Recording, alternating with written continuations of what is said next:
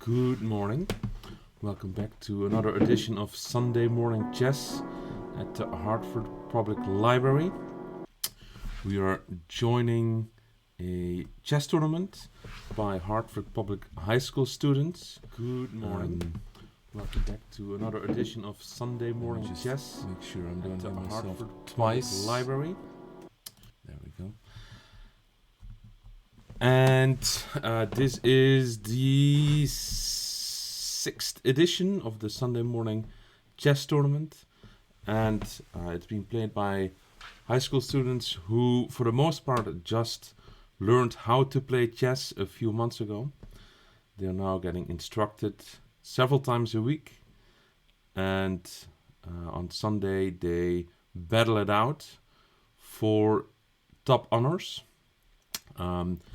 The tournament is being played on chess.com, and we just started the first round, and we're going to take a look at the games. The first game I've pulled up is between Jay Sean with white and Nighttime 03 with black.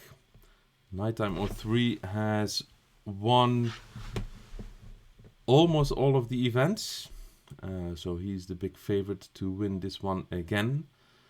And he's playing with the black pieces, and I see that he is off to a pretty good start. Unless I'm counting wrong, it looks like black has won 2 pawns, and not just 2 pawns. He's won white's 2 central pawns. And that might spell some bad trouble for white. These pawns are well defended. Black cannot take them. And they're now sort of preventing white from almost making any moves beyond the second rank. These pawns are attacking all these squares. C3, D3, E3, F3. F3 are all attacked. And it's very important for white to try to win back one of those pawns or trade one of those pawns just to get some space for his pieces. His last move is pretty good. He is pinning this knight. He should not take that knight because that knight really can't move at this moment. I would say the next thing to do is try to attack this pawn, because this knight is protecting this pawn, but the knight is pinned, and therefore if white attacks it again, white is threatening to take it. Black should just make sure he gets his king out of there as quickly as possible. And I would say castling followed by rook e8 looks like a pretty good plan, just to add another protector of this pawn. There he goes, castles. Let's see if white will play knight d2. I'm having a hard time seeing any sort of... Well, knight e2 actually is a pretty good move, because not only are you threatening knight e4, but maybe also knight b3, hitting the bishop and the pawn. So knight d2, if rook e8, there's knight b3, and then black can't really defend anymore. So after knight d2, black has to play bishop f5, protects the pawn and opens up the file for the queen to protect the other pawn. And yep, so bishop f5 I think might be the best move. In the case of knight b3, the bishop can retreat, and this pawn has 1, 2, 3 defenders against 1, 2, 3 attackers. So bishop f5 is the move to play.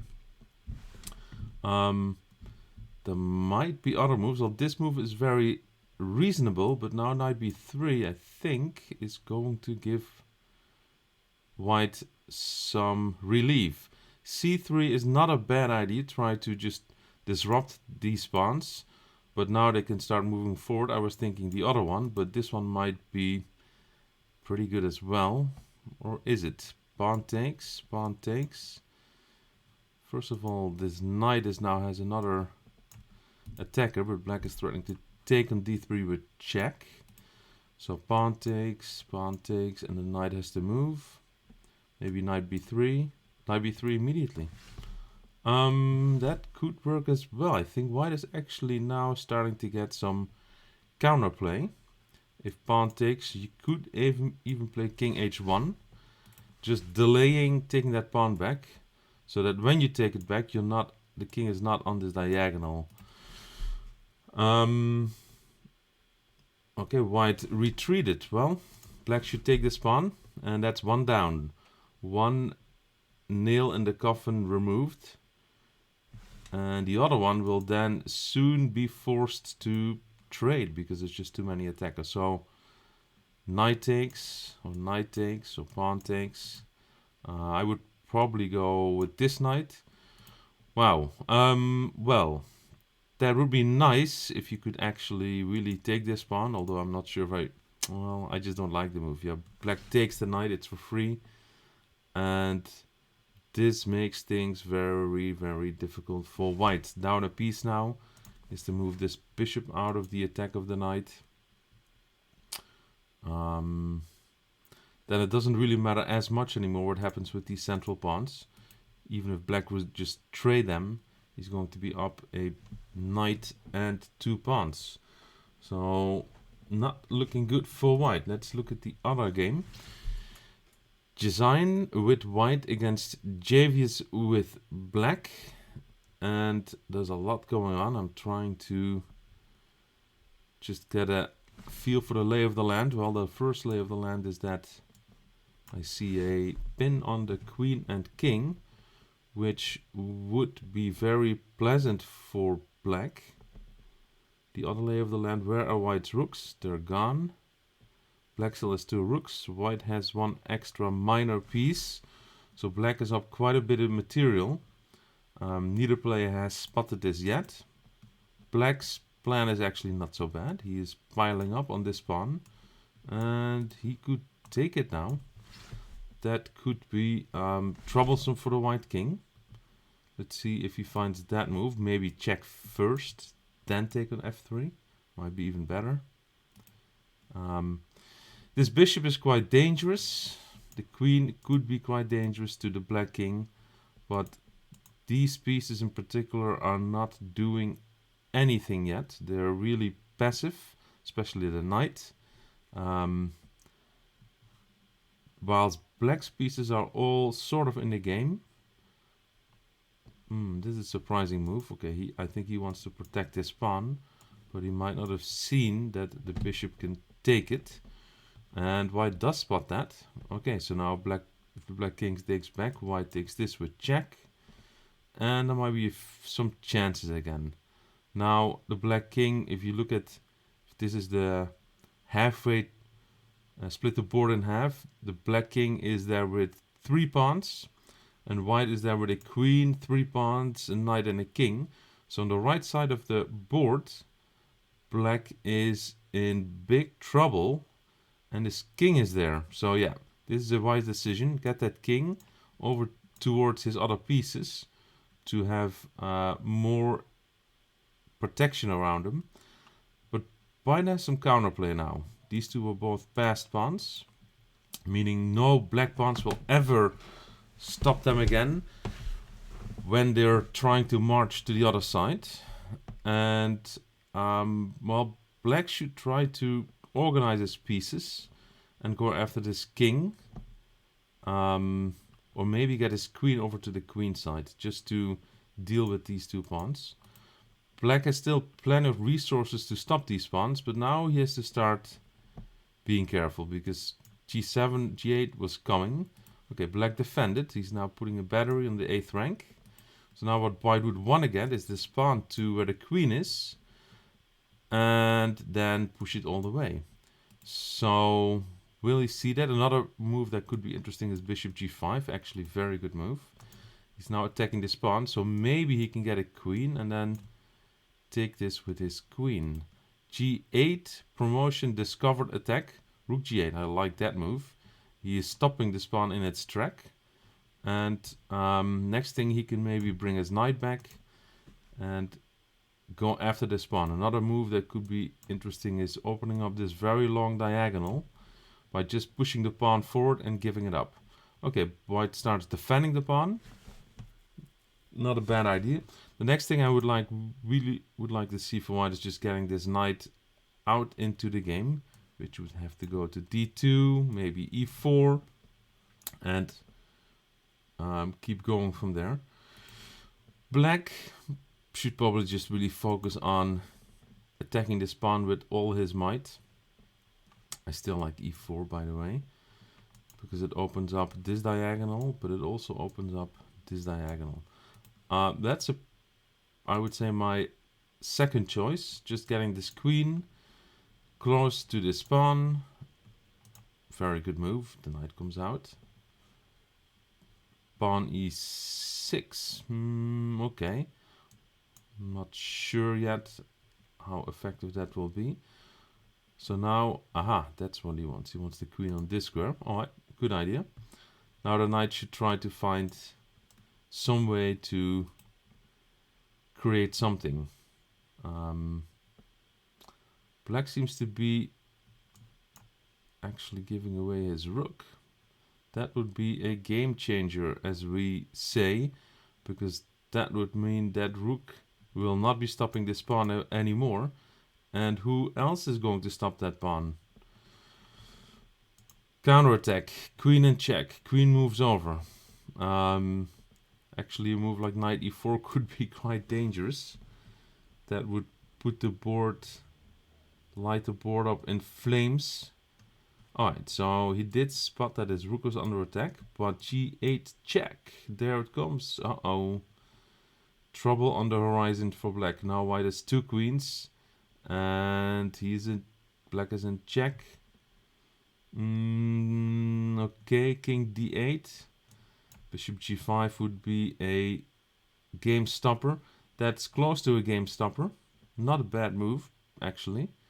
Attacking this queen. Discovered attack. Will black cede? I mean, the board is just, it's complete mayhem. I don't know exactly what is attacked and what is not, but white now pulls ahead big time. He was down 2 rooks for a knight, and he has moved to being up 2 queens for a rook. Well, that's some pleasant investment right there. Alright, let's take a quick look again at our favorite nighttime.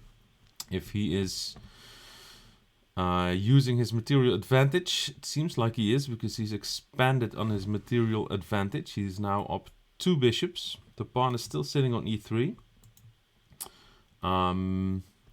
White just grabbed the pawn, attacks the knight. Okay.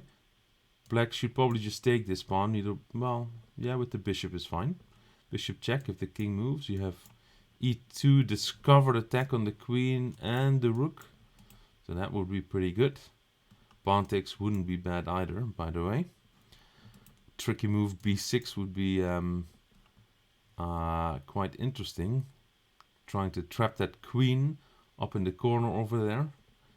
Alright, he's attacking the queen immediately, protecting the knight, so the queen has a way out. He should go to d4, and then black still has the option to take on f2 with check.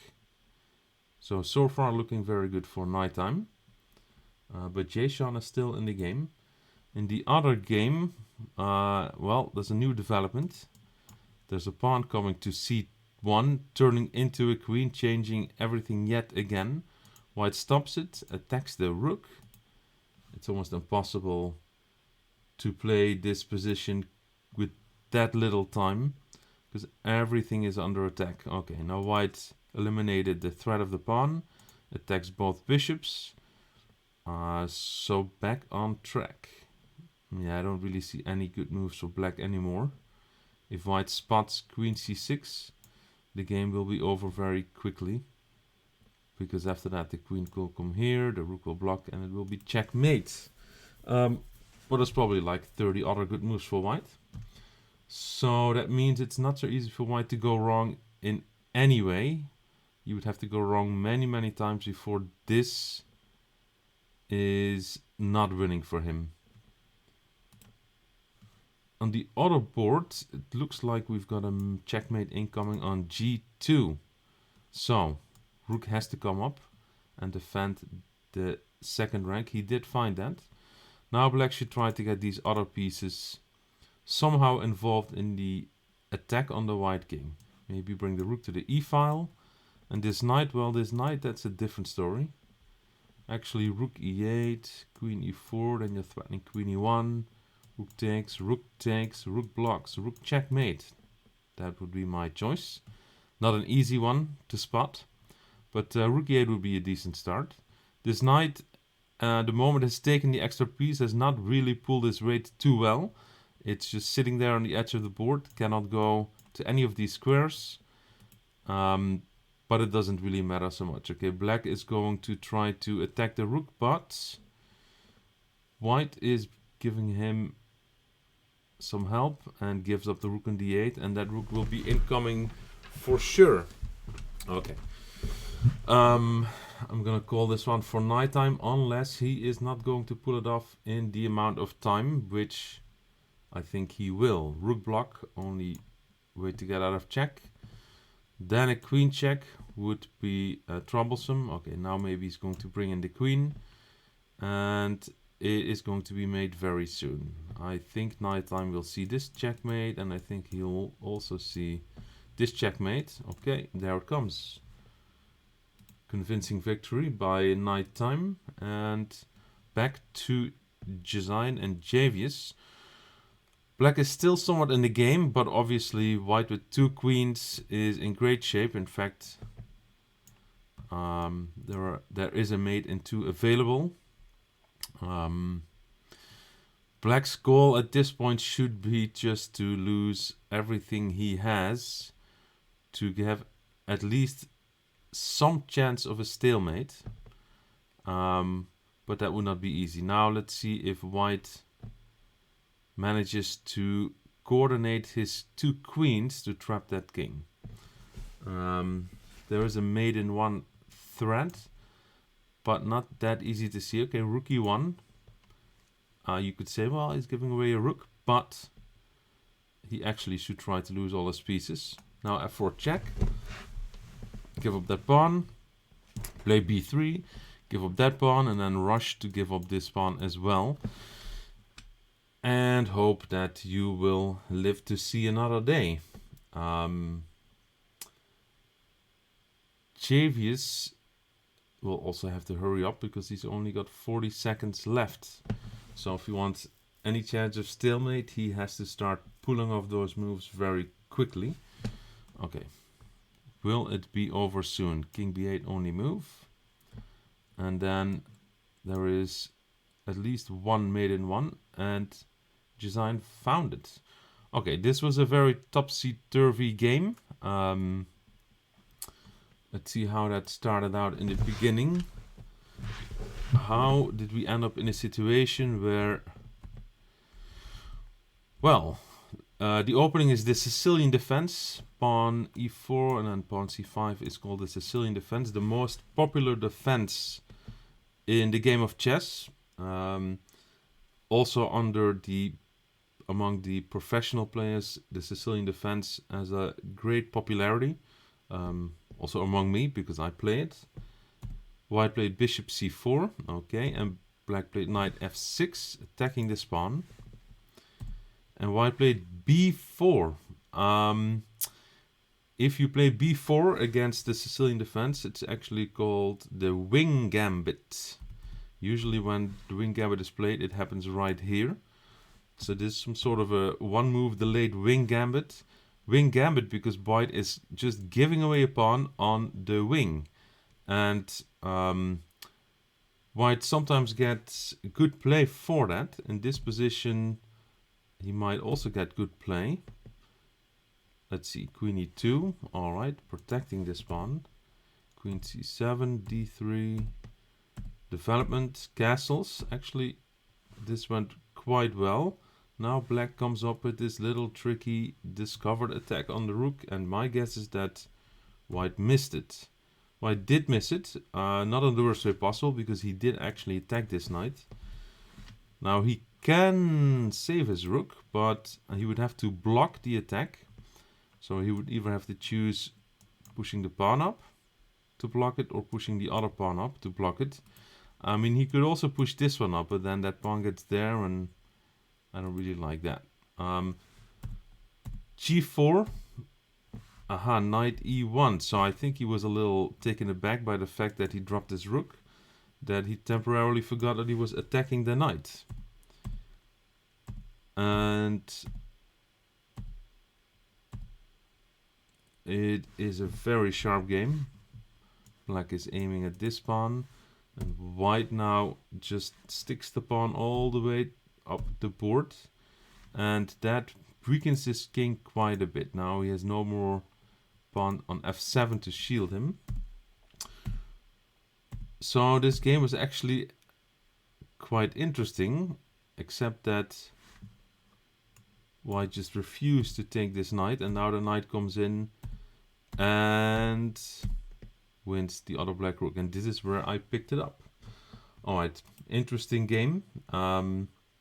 White managed to overcome his material deficit to win in the end, and the current standings are okay. We see another player has joined, so I have to actually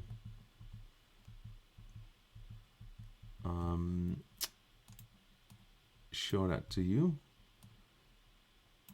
Fifth player has joined, so we have an odd number of players. The fifth player joined late, so my guess is the fifth player simply received a half-point buy for that game.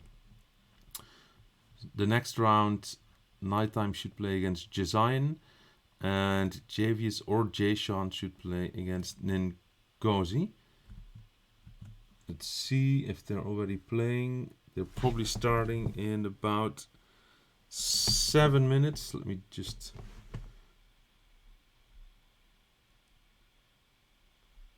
communicate with the tournament director.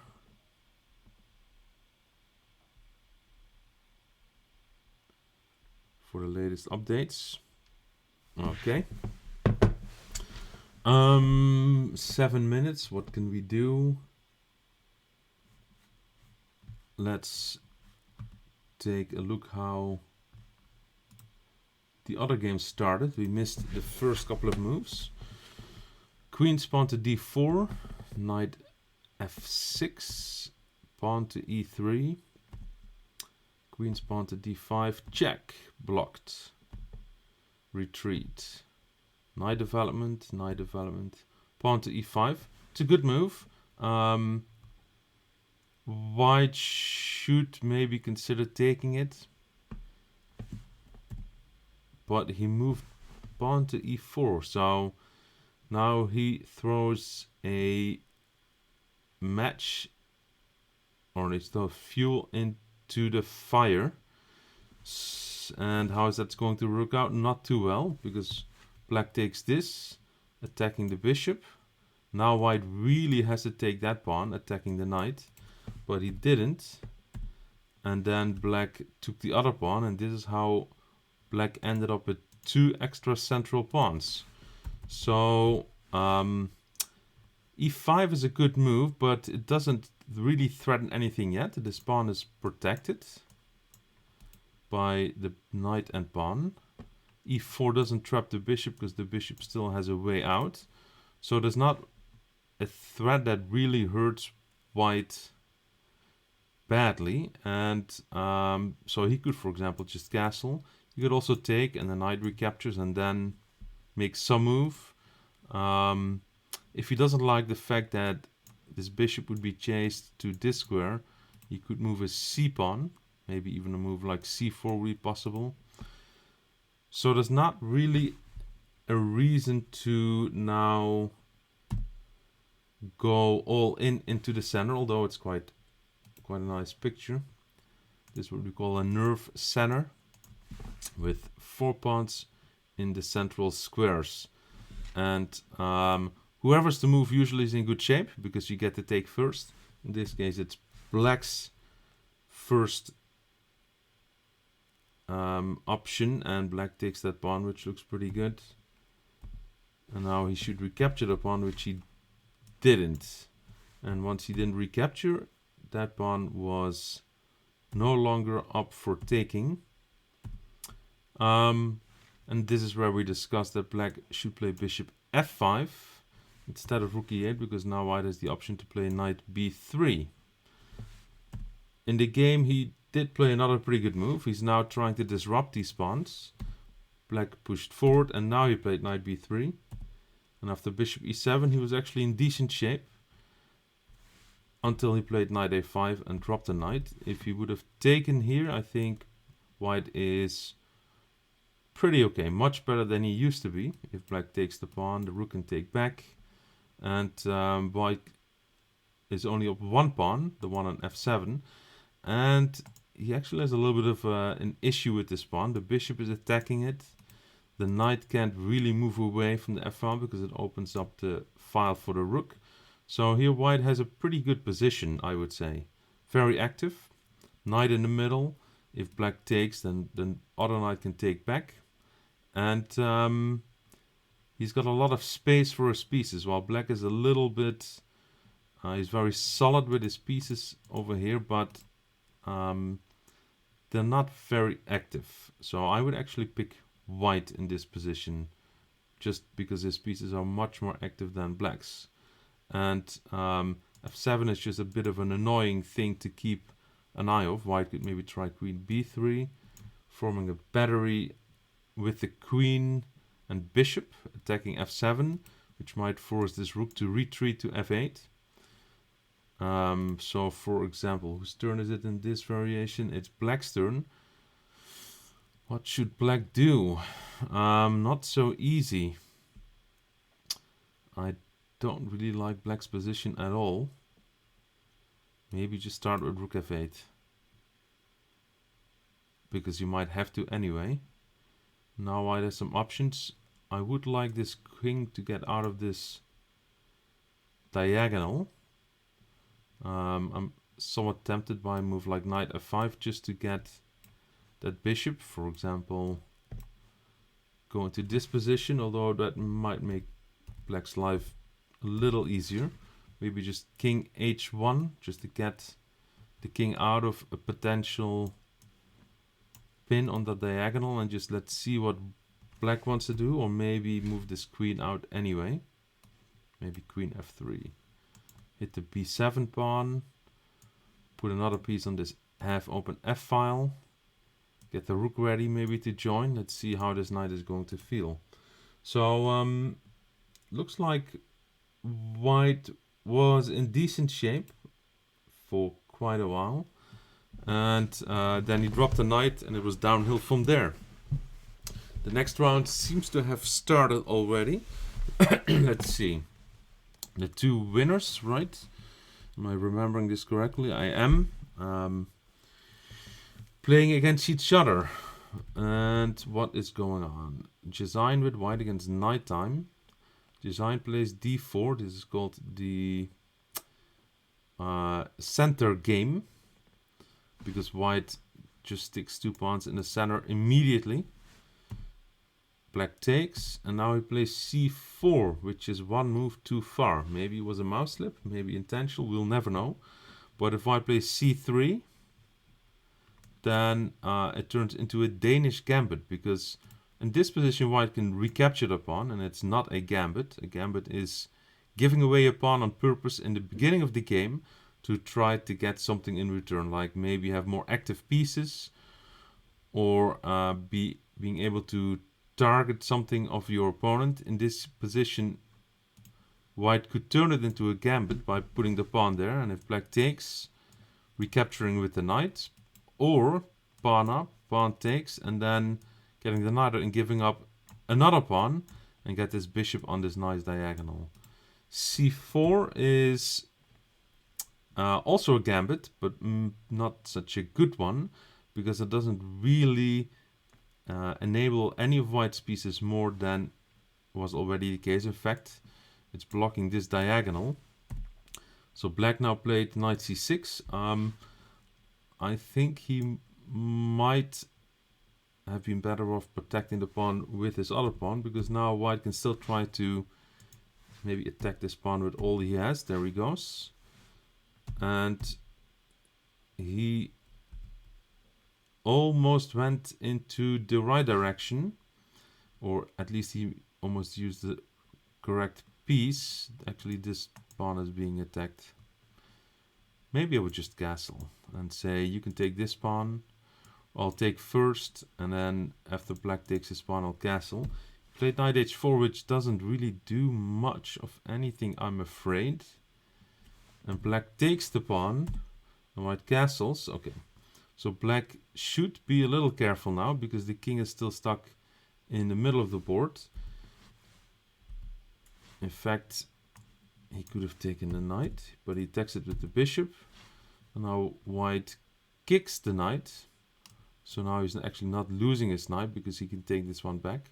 Black is still in good shape because this pawn on d4 is still sitting there and white can't really get rid of it. So that's a bit of an annoying pawn to sit in the middle of the board. Queen d2. Maybe he's looking for queen f4. Well, maybe he was looking to stop that move because white can just take it. It's a surprising miss by nighttime, but he got lucky. Jezine also missed it. And now he will probably trade or maybe leave the bishop there. But white could have taken that piece.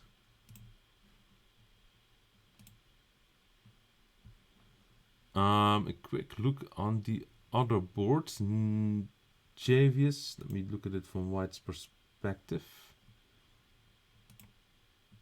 Oh well. Javius with white against Ngozi Hibbert. And what's going on? Where's white's queen? That is my question. Let's see. e3, g5, bishop c4, knight f6, knight h3. Threatening mate in 1. Well, could be worse. And there was a mate in 1. Missed by both players so far. Now it's no longer mate because the king can actually run. But knight f7 would trap this queen. And white took the pawn on h7, which was protected. And then knight e5, attacking the queen and bishop. Saved the bishop, but lost the queen. Okay, that's how that happened. That's off to a rocky start. There was a mate in 1 on the board. And a few moves later, white was down a queen. Okay, let's go back to this game. Hold on, the bishop was on h4, and it's back to h4. And then knight a5. I think I know something I'll be talking about with them. Because now I've seen a knight moving to a5 or a4 or h4 or h5 more times than I would wish this early in the morning. Knights are notoriously bad on these squares. They would also only want to go there, well, if they take something or if they're planning to go somewhere else. But otherwise, knights absolutely hate being on these squares, almost any square on the edge of the board. Because when the knight is there, it actually hurts his ability or his activity and cuts it in half. If you look at this knight, the knight is now aiming at 4 squares. While in this position, the knight is aiming at 8. So the knight is, you could say the knight is twice as good here than it is here. So then the question is, well, why do you want to go there? Well, the knight is aiming at the pawn, but the pawn is protected. So that is not really doing anything for the knight. There's nothing to be had on this square. So this knight is not really well placed there. Maybe he wants to enable this pawn to move up. Not sure. Bit of a mysterious move. Oh, on we go. g3 kicking the bishop. e5 giving up a pawn. c5. Queen d5. Okay, bishop f3. Taking another pawn. So black is up 4 pawns now. Just like in a previous game, he's got 2 extra central pawns. b4. Not a bad idea, except that black can still take it. Bishop d2, and now the knight is under attack. a4. Check. King moves. e4. Discovered attack. But apparently that was not the idea, because if the bishop takes, he did not take this rook on a1. Rook e8. It feels like the players also are having a bit of a slow start to the morning. Bishop back. And the question is, will he see it now? If he does, it's bad news for white. And if he doesn't, he's still in great shape, because he still has 4 extra pawns. And some very nice pieces. Okay, this knight finally moves away to a better square. And actually, this is a much better square. It's now ready to maybe jump into e3. For now, this rook keeps hanging. Let's see who is the first one to spot it. White or black? The rook now is not hanging, but the bishop is hanging, and black did spot that. There's a black bishop also aiming at that square, and black will see that. And this is pretty much the end of that game. Nighttime is not going to mess this one up. I would not be surprised if he is going to move his rook in for check very soon and start the hunt on the white king. That hunt will not last too long, because black is attacking with a whole bunch of pieces. Okay, rook e2, queen c2 is not bad either, by the way, because it's going to win this rook. And that would be very close to mate. Okay, he probably will take rook e2 mate on the next turn. Bishop f3 is not bad either. King moves over queen mate. There's not a single move that black can play that is bad, because whatever he does, he will be winning anyway. Okay, he finds the bishop check, queen checkmate. Almost. He makes it even speeder and gets these bishop lined up like that. Alright, checkmate there. Convincing victory by nighttime. He's up to a flying start for going for his 6th tournament victory, or is it 5th? One of them, a lot of them anyway. This game has developed quite a bit. I have no idea what happened. Maybe I'll take a look soon. Let's see how they're doing it from this position. The material is that white has 4 extra pawns, but black has a rook for a knight.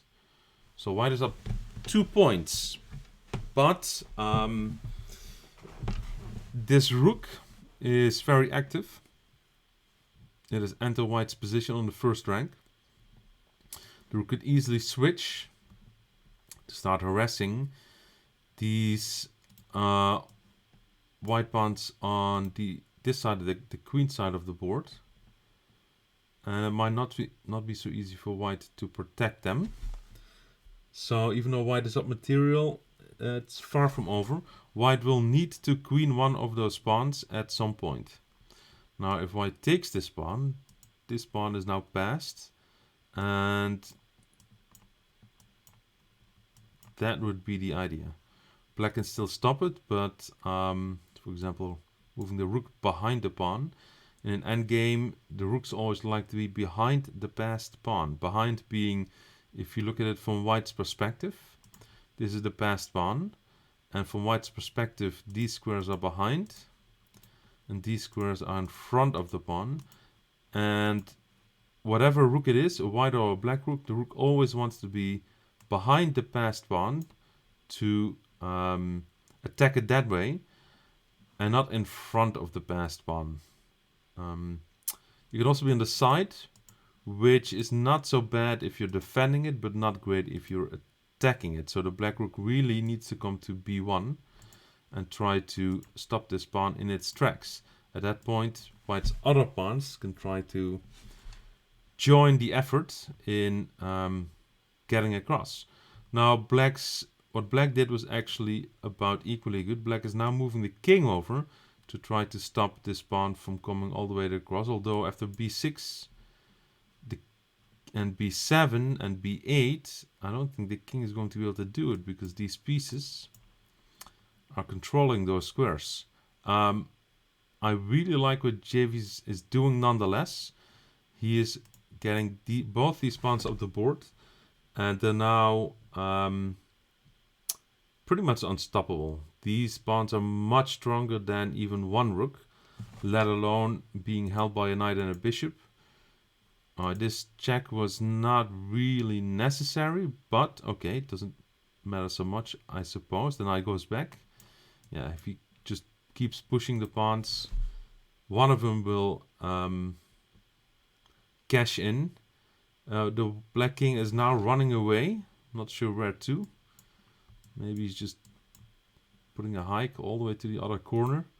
But yeah, white is going to have a queen soon. So black's best chance will be to make sure only her king can move. So there will be a stalemate potential. So I would move this pawn up to begin with. So the pawns are stuck. You could sack your bishop on f4. And then you have a rook. And it's always very easy to lose your rook if you need to. So black's defense is interesting. But black should try to make sure these pawns can no longer move. And I would start with pawn to f6. Now obviously if white plays a couple of good moves, it will be checkmate. But it's not that easy. I mean, you need quite a bit of experience to really learn how these pieces work together in harmony. For example, if this queen would move to this square, well, I was actually intending g8, then it can come back and hurt that king. Two queens, not bad either. The king moves up. Let's see if white is going to pull it off. How much time does white have? 4 minutes, so that should not be an issue. And that's not a bad start to the effort. There is queen h2 is mate. Let's see. Funny move. Now if the king moves, it's check. So discovered attacks by moving your king are always quite pleasing. The black king moves out of the path of the white queen. Okay. There are many ways for white to continue here. Well, that was a decent idea, but the pawn can't take that queen. Didn't happen. Queen here would be checkmate. That was well spotted. To see that this bishop is all the way on the other side, supporting the queen, is not so easy to spot. So I'm pleasantly surprised JV has found that. The standings. Sean got a free point because he was the odd player, and he received a bye. Nighttime won his game, so he's now at 2. JV has lost. Oh no, he won against Ngozi, so he's back on 1. Jazine won his first game, so right now Nighttime has 2 points, and then there are 3 players with 1 point in second place. Basically, if Nighttime, well, Nighttime has definitely qualified for the semifinals, no matter what happens in the next game. And then it is still wide open for the other spots. In fact, only 1 player will be dropping out. Let's see what time we have. 40 minutes till the next game, maybe. We'll see. The previous round started a little earlier. We'll keep an eye out. We still have 14 minutes.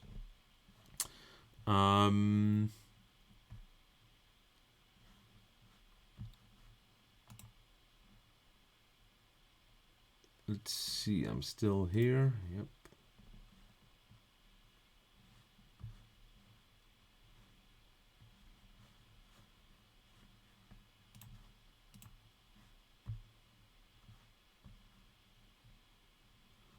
Alright, I need a quick break and I'll be right back.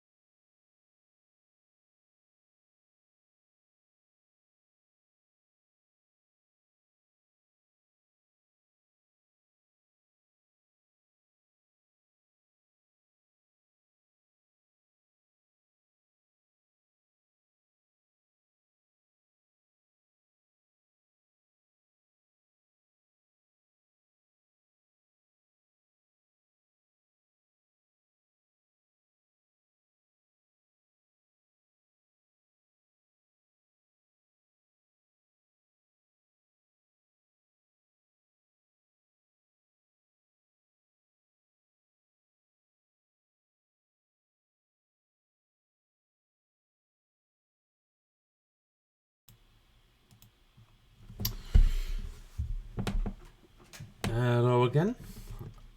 I'm back to talk about the games in the third round of the Hartford Public Library Sunday morning chess tournament. Right now I have just a random game on the screen while I'm waiting for the others to start, which should be very soon. I see in the chat some questions. One about this program, how to join. This program is a special program for Hartford Public Library, for Hartford Public High School students. They receive chess instruction 4 times a week. The 2 teachers are Sean Parker and myself, and we have a group of about 20 high school students so far, and then there's a smaller core group who are well addicted to the game of chess, and you're actually looking at them right now. They attend most classes, play most of the tournaments, and there is no doubt in my mind that they will be, some of them will be among the best chess players in the state of Connecticut before long. Before long meaning not this year or next year, but if they stick with it, then it's just a matter of time. Because if you spend that much time playing or studying anything, basically the odds are pretty good that you're gonna get good at it. And there's certainly some promise and some talent out there. The program is a collaboration between the Hartford Public Library, Boundless, and Team Dig USA, where Team Dig USA provides the chess instruction and the organization of this tournament every Sunday morning.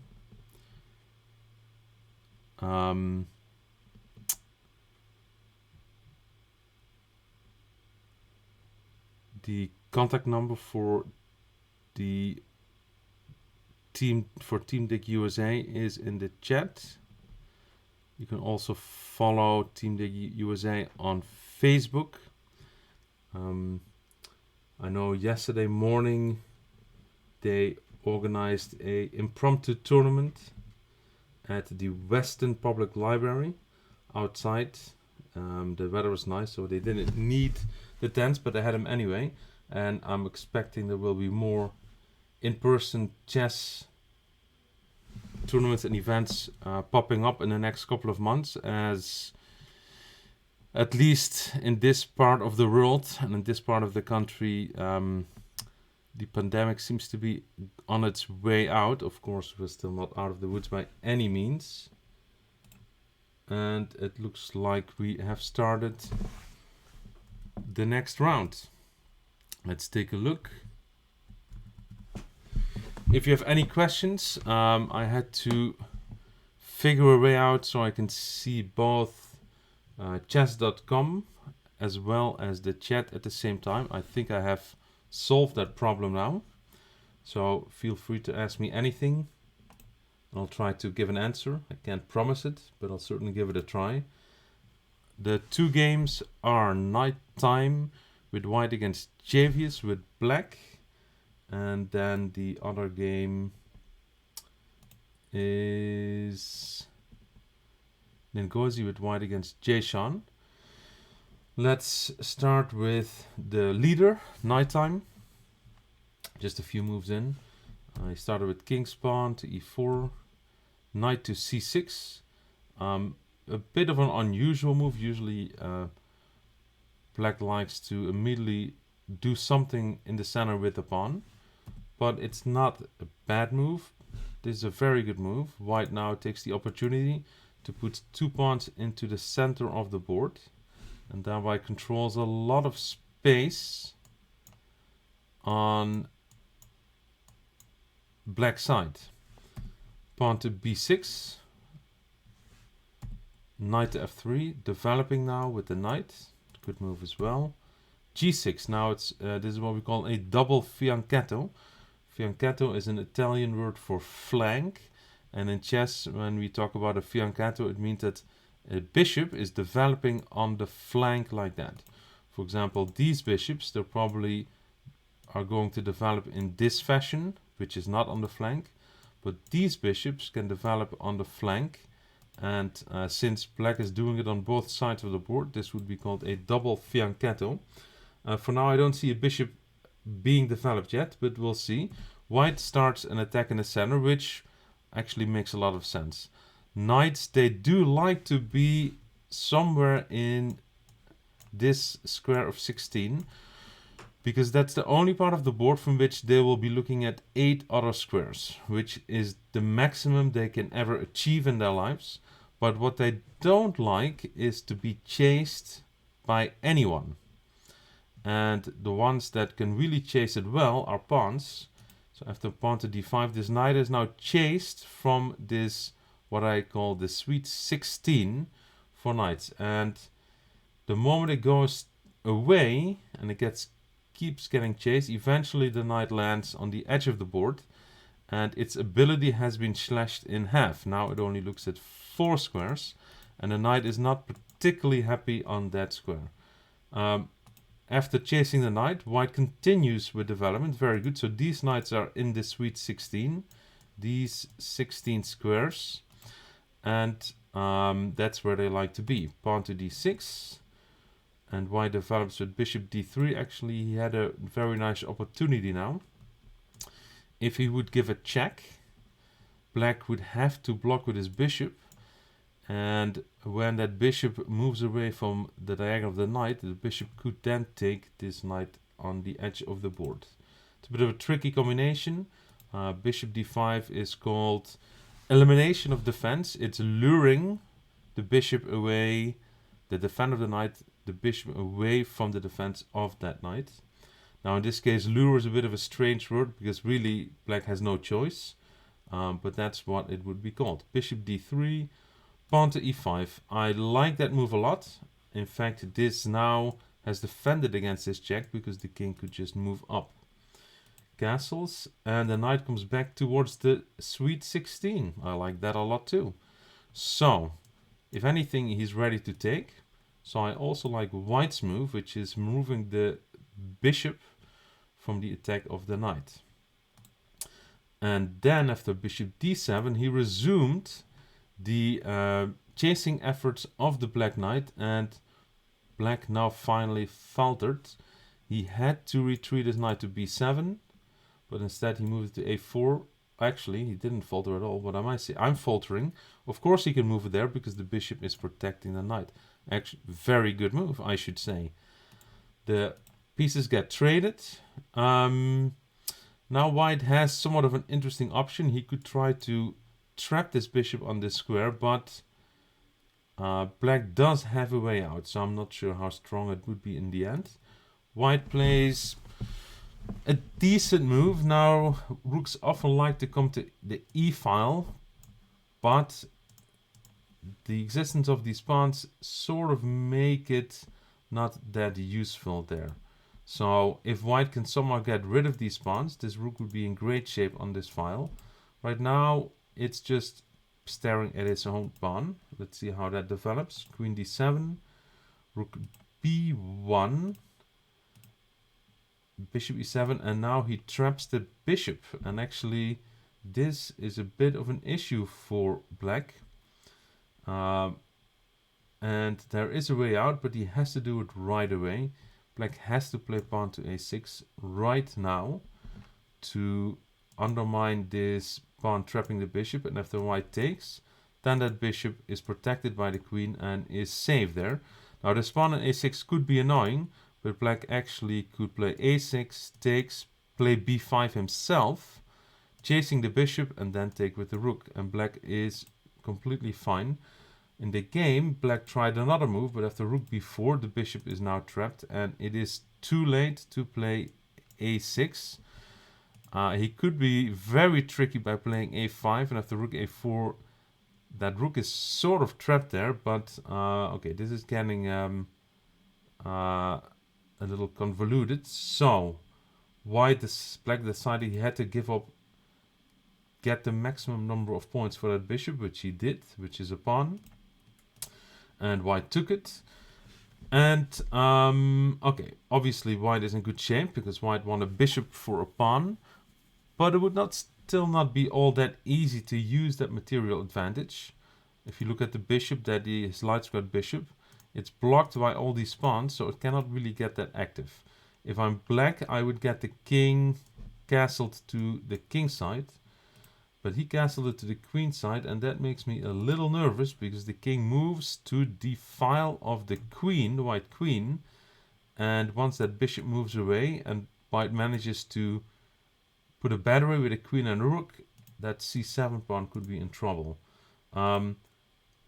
This is also not a bad idea. Now he's attacking the a7 pawn. And actually, he could, if the king would move over and protect, he could try to build up a battery with the rook and queen there as well. c5. Well, this move is a do or die move. Does white realize he can take it in passing with either pawn or not? And this is sort of critical. If he does, the black king is pretty much going to be checkmated in just a few moves. If white takes it, b takes c5 en passant or in passing, then the black king will not survive too much longer.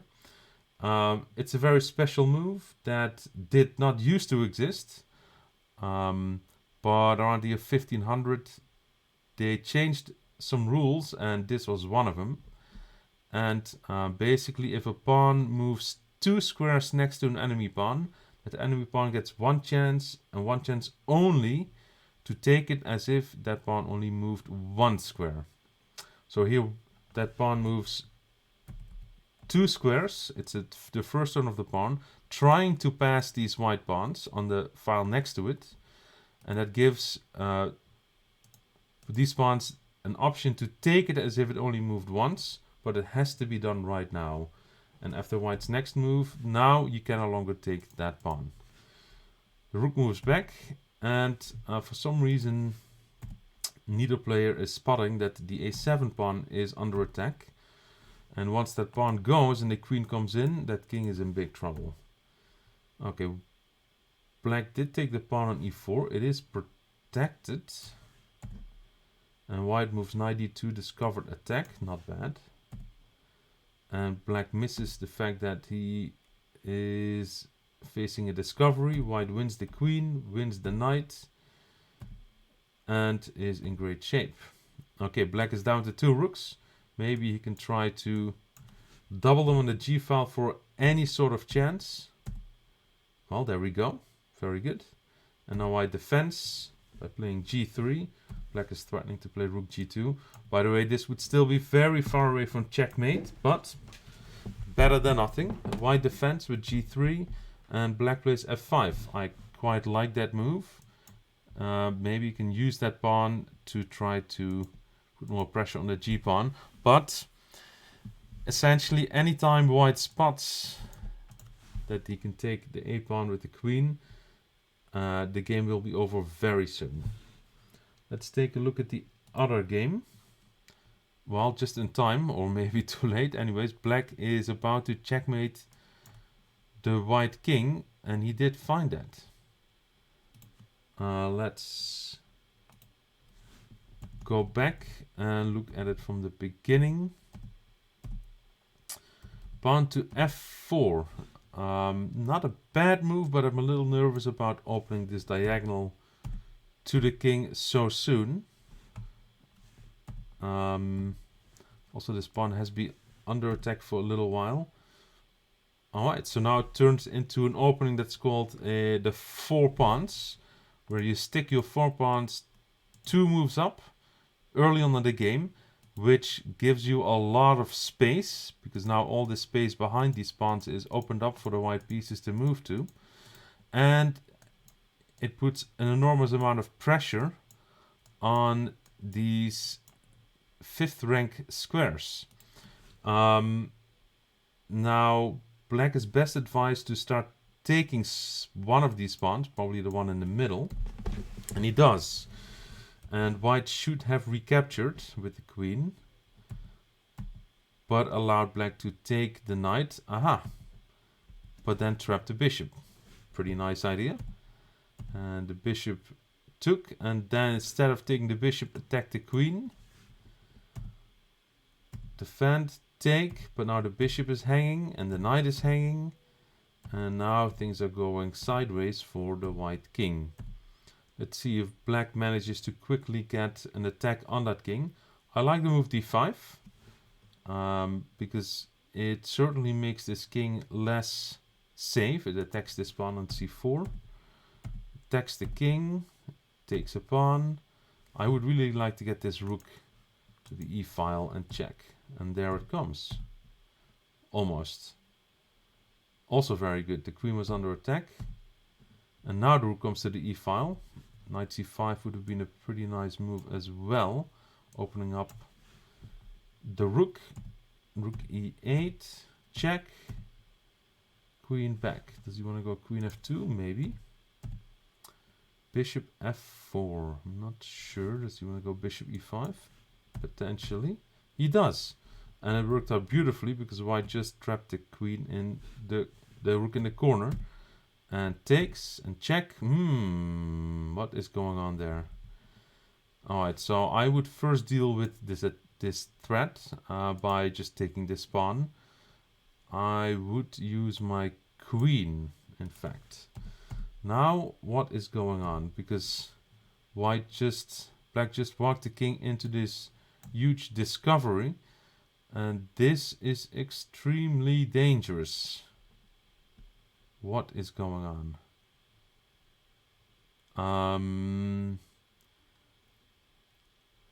It is going to be either bishop b5 double check or bishop f5 double check, because at that point the black king has to move. And the only question is which one. If bishop b5 check, if the king moves back, then queen d7 comes in and queen e8 is going to checkmate. Alright, I was too slow. Somehow the game disappeared. Actually, all the games disappeared from my screen. Let's see if I can pull them back. Let me take a quick look at the standings first. So Jazian won and Jason won. Actually, one of them got a bye. I believe that was Jazian who got a bye. So he's up to 2 points. Jason won. He's up to 2 points. Nighttime won. So he'll have 1. JV says 1. And that means that the semifinals will be played between these top 4 players.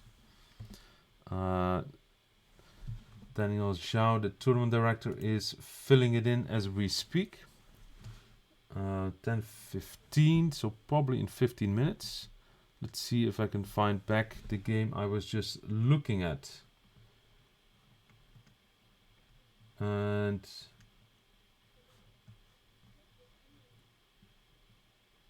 give me a moment. Let's see. That was it Jason or Jazian? It was Jason. Okay.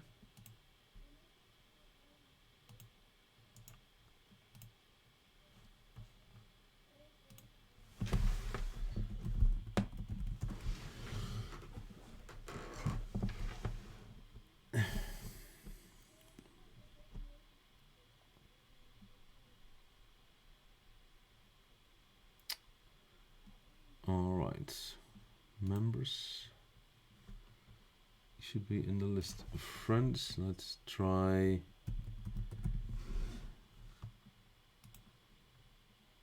Jason 7.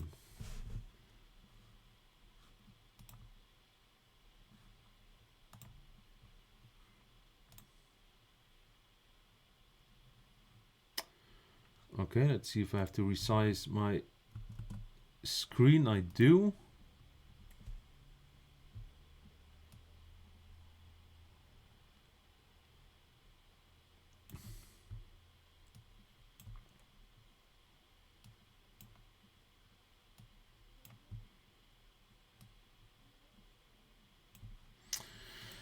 Here we have it, the game I was looking at when it disappeared on me. And now we can actually analyze the game for real. So I left it right about here. I really liked this idea of black to build up this battery on this diagonal, attacking the rook. And the rook is pretty much stuck. Yeah? It will not be able to move away from that attack. White could move the king out and try to use his rook and queen to protect this rook. White played c6, which was actually quite a clever move, because now white is attacking this knight, and black was so occupied with attacking the rook that he ignored the attack on the knight. If I'm black, I would first make sure that I nip this pawn in the bud with move like queen takes c6. But instead black took on a1, allowing this pawn to come to d7. And now the white king, well, I mean, he has to take it unless it's mate. And I'm not sure if it's mate yet, so let's try to figure that out. Because moving your king into the same file as a queen with any piece in between, allowing that piece to go anywhere and check, creates a huge danger to that king. So if this bishop moves out to b5 or f5, it's a discovered double check. Both the queen and the bishop will be checking the king, and the king is completely on its own then. It cannot use any piece to block, it just has to move away. And the first move I would check out is bishop b5 check. So here's the discovery, the bishop checks and the queen has a discovered check, and the king now has to move away. If the king moves away to c8, the queen can come in, coordinating with the bishop. And then it comes to the back row, and then it's checkmate. So after bishop check, king c8 is not good. So where should you go instead, is the question. Well, if this king moves to e7, the queen also comes in. And then the queen takes with checkmate. So, what? Any other moves? Yes, there's one more. King e6. So if the queen comes in now, the king can run. And the king can continue to run, although I'm not particularly happy with the king right in the middle of the board. Because there's more white pieces that can attack. But maybe black can just hold the position by blocking with the bishop. Looks like this might actually work for black. It is a very close call. Black is up a lot of material, but the material he's up is pretty much sitting on its starting squares. I guess this is everything. He has more than white, but they're not doing anything yet. The black king has to survive the attack by the queen, bishop and rook. And it looks like it might survive it here. I'm not entirely sure. I see a funny way to end the game. If queen check, queen blocks, the queen can check here. The king cannot go to any of these squares, so the queen would have to block again. The bishop is pinned. And then the game could end in a threefold repetition of position and a draw. This is a very unusual drawing mechanism. I don't think I've ever seen it in this exact form in my life. So that would be a very funny way to end the game. If black would try to win after check, black would have to move the king.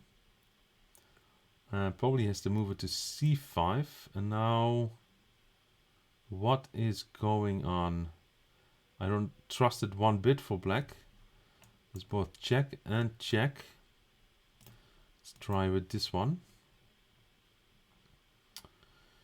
If I come here, then I can come there. The king moves out. Where is the mate? It might simply not exist. Maybe I'll just take this bishop for now.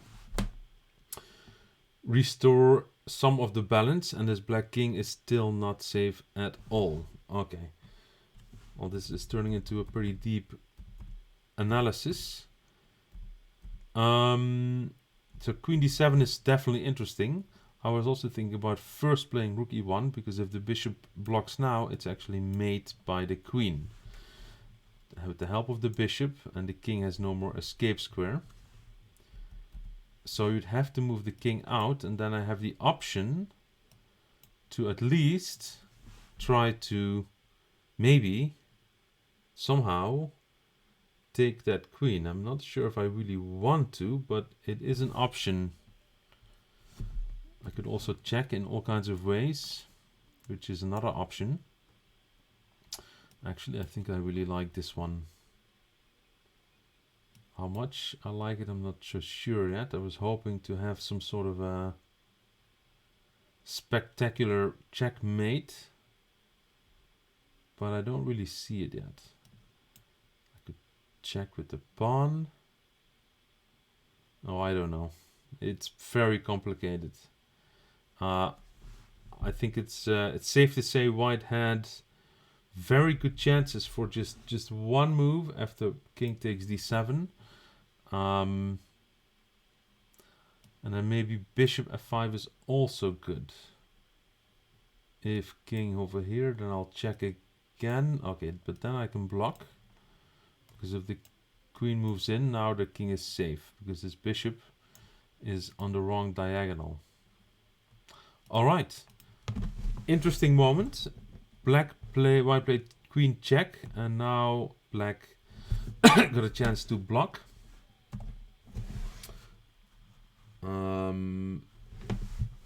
Bishop retreats, but the rook can take it.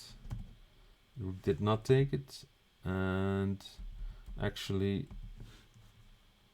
I should mention that black could checkmate the white king. Alright, so black missed that, but then regained the initiative on the black-white king, and there's again a checkmating threat, which white defends against, and takes the rook. Very good.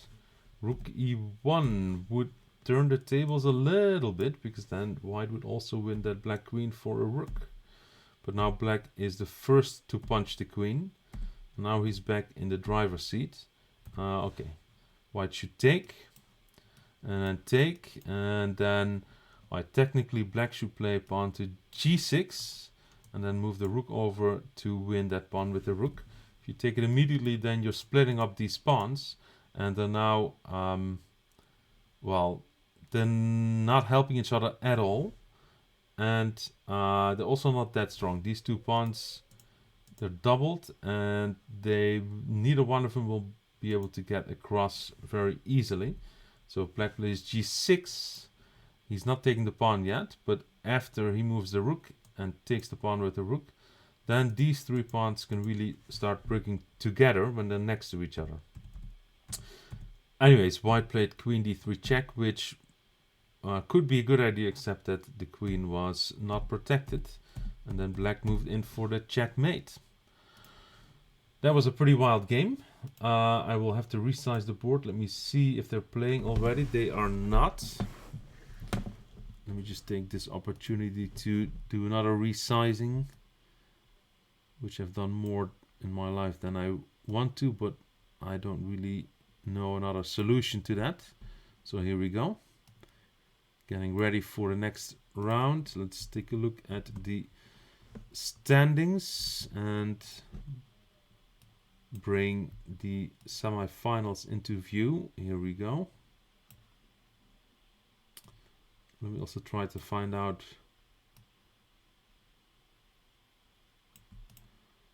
what format they're playing. I'm guessing it's just a single game.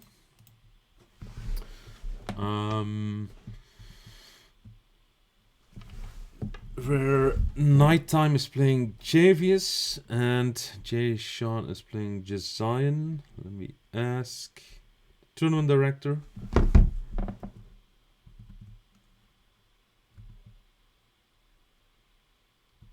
What says he?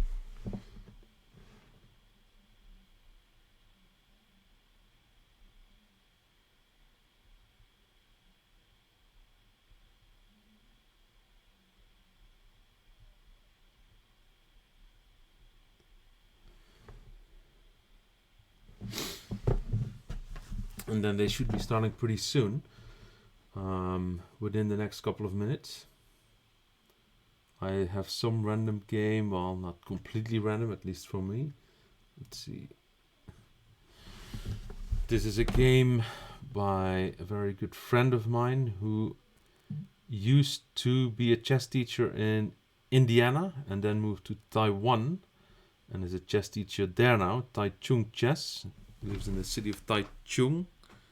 1 game semi, 2 game final. Okay, so the semifinals will be 1 game only. The winner of each game will qualify to the final, and the final will consist out of 2 games. And they will start in the next minute or so. I'm just catching the end of this game. Looks like my friend is in big trouble. He has 10 seconds and just a king. Well, he better hope for a stalemate. For example, pawn to g2 would stalemate, but black avoided that. And now has 2 queens and a pawn and a knight instead of 2 pawns and a knight. And checkmate will be happening soon. There it is.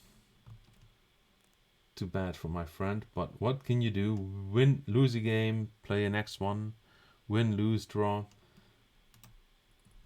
It all is in the game, and luckily there's always a next victim, or he'll be another victim, but it doesn't really matter.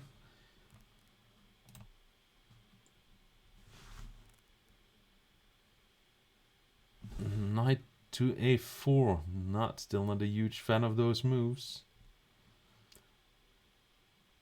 Interesting little exchange of ideas. Now this knight c5 square becomes available for the knight. There's also knight b6, which is the whole reason of knight a4. Nice little trick. The rook is going to take a7, and all of a sudden this knight is a lot happier than it used to be. Okay, black is not just giving it up without a fight. He's now going to go after this pawn. Pawn g4, extremely aggressive. Is it good? Well, White certainly thought it was interesting.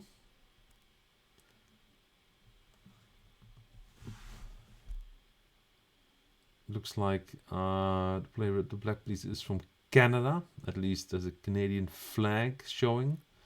So maybe, well, his IP address is showing Canada, whatever that means. I think black is doing fairly well at this point. It's a rook endgame. White is fighting hard to eliminate this pawn on g4, which is going to work. If it takes, okay. That would not have been my first choice. The rook will retreat. And now king d3. Yep, protecting against d4. All right, it's probably time to pile up on this h-pawn. Now comes the other rook.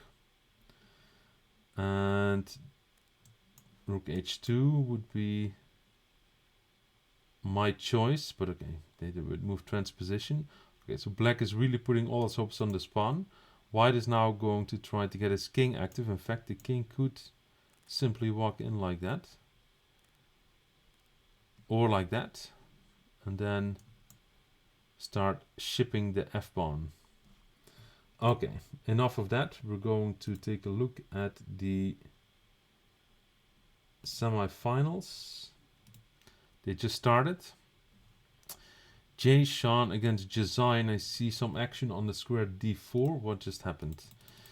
Let's go back to the beginning. It was a queen spawn opening, and that turned into a French of some sort. Yep. And black took this pawn that is protected, and white just took it back. And then there was a trade. And knight returns, so black effectively gave up a knight for a pawn. His position is very solid, but he is down a knight. Now this move is a pretty nice idea if you want to win that pawn. It's not a great idea if you want to lose your... What? Knight takes d5. That was not the move I was expecting. Black did see that the queen was under attack. Now knight can come into c7 and wreak some havoc on the black rook. Alright. What to say about that? I'm not sure what I'm going to say about that. Black could have taken this pawn himself and wreak havoc on the right rook as well. So this game is just... everything is possible. When is black going to take this knight? Not yet. Black is going to check. But like the queen's attack earlier, it's not a safe square. Uh-oh, queen d1 incoming. If black finds that, it's end of the game. Queen d1, queen blocks, queen takes. Still on the board. Still on the... check. Discovered attack. Alright, so black will have to get out of check first and then renew the threat of queen d1 with mate in 2. It's on the board still. Queen d1. Will white find a defense against it, or maybe stumble into a defense against it? And if not, will black find this sneaky little queen coming all the way down to the back rank? Well, we definitely should stick with this game until the checkmating threat clears. Well, there it is. It has cleared. The queen is now blocked from access. Black is still in decent shape, but white should be able to hold this position. I would be looking at kicking this queen, then moving the pawn up and getting the king behind so this rook can get into the game. Let's go to the other board. Not too many moves have been played yet. They are looking pretty good for white on first sight. White played king's pawn, knight c3, pawn d6, developing the knights, unpinning the knight. Black bishop is pinning the knight to the queen, so bishop e2 unpins. Now the knight can freely move again if it wants to. Queen c8, kicking the bishop, and the bishop retreats and castling. Okay, so this is pretty much knight times doing what most chess players do as quickly as possible. Develop the knights, get the bishop out of the way, and castle the king. Very healthy development. And black should actually try to do the same thing. Just get these pieces out and get castled. Pawn d5 is a nice idea to get the pawn into the center. But with this pawn move, both black pawns are now hanging. And white actually just proceeded to take both of them. Okay, so now white is up 2 pawns. Again, those 2 central pawns. The king is castled. I would probably look at move d4, just trying to open up some files. Oh, not a bad move either, actually. Pinning. Black finds the only move to keep the queen alive. Getting the knight into the middle. I like that. I like that. Very nice move. Actually, bishop f4 is... not a bad idea, but the knight is hanging. Will black find it? Black did not find it. Bishop f4 would have been a very pleasant move to make. The knight is defending it. The queen has to move, and that king is not feeling particularly happy there. Black actually took that pawn with his knight, and now is trying to generate a checkmating threat, which is not a bad idea. It's just the timing of it is not quite working, because there goes the queen. And right, this is the current position. Pawn to f4.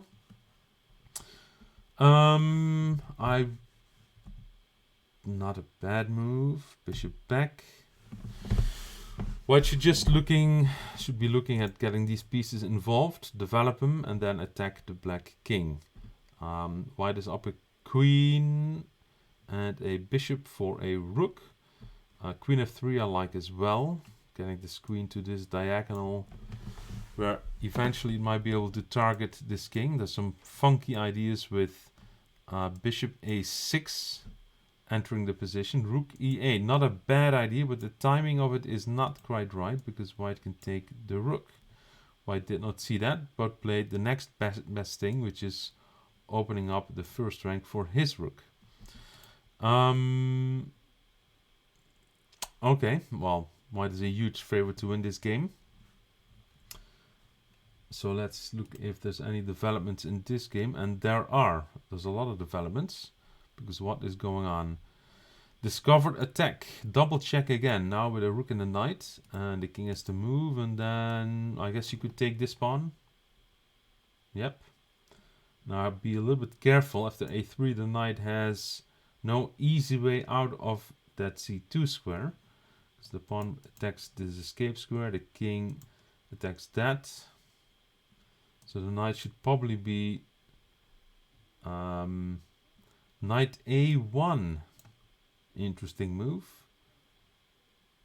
And so thought White, and he took it. Okay, so White is up a rook now. It is pretty much down to trying to win some pawns with those rooks and then pushing one of your pawns to the other side of the board. And then forcing black to give up his rook for that pawn and then taking it from there. If black manages to get all of White's pawns, it is not going to be easy at all for White to win. Because then you have to really start working well together with your two rooks and king. If White finds a way to keep one pawn alive and win all of black's pawns, that would make life a little easier, but I'm afraid for White that might not happen. Rook here, rook takes would be very good, because then rook protects this pawn. Well, maybe we'll get there. King out, and then just take.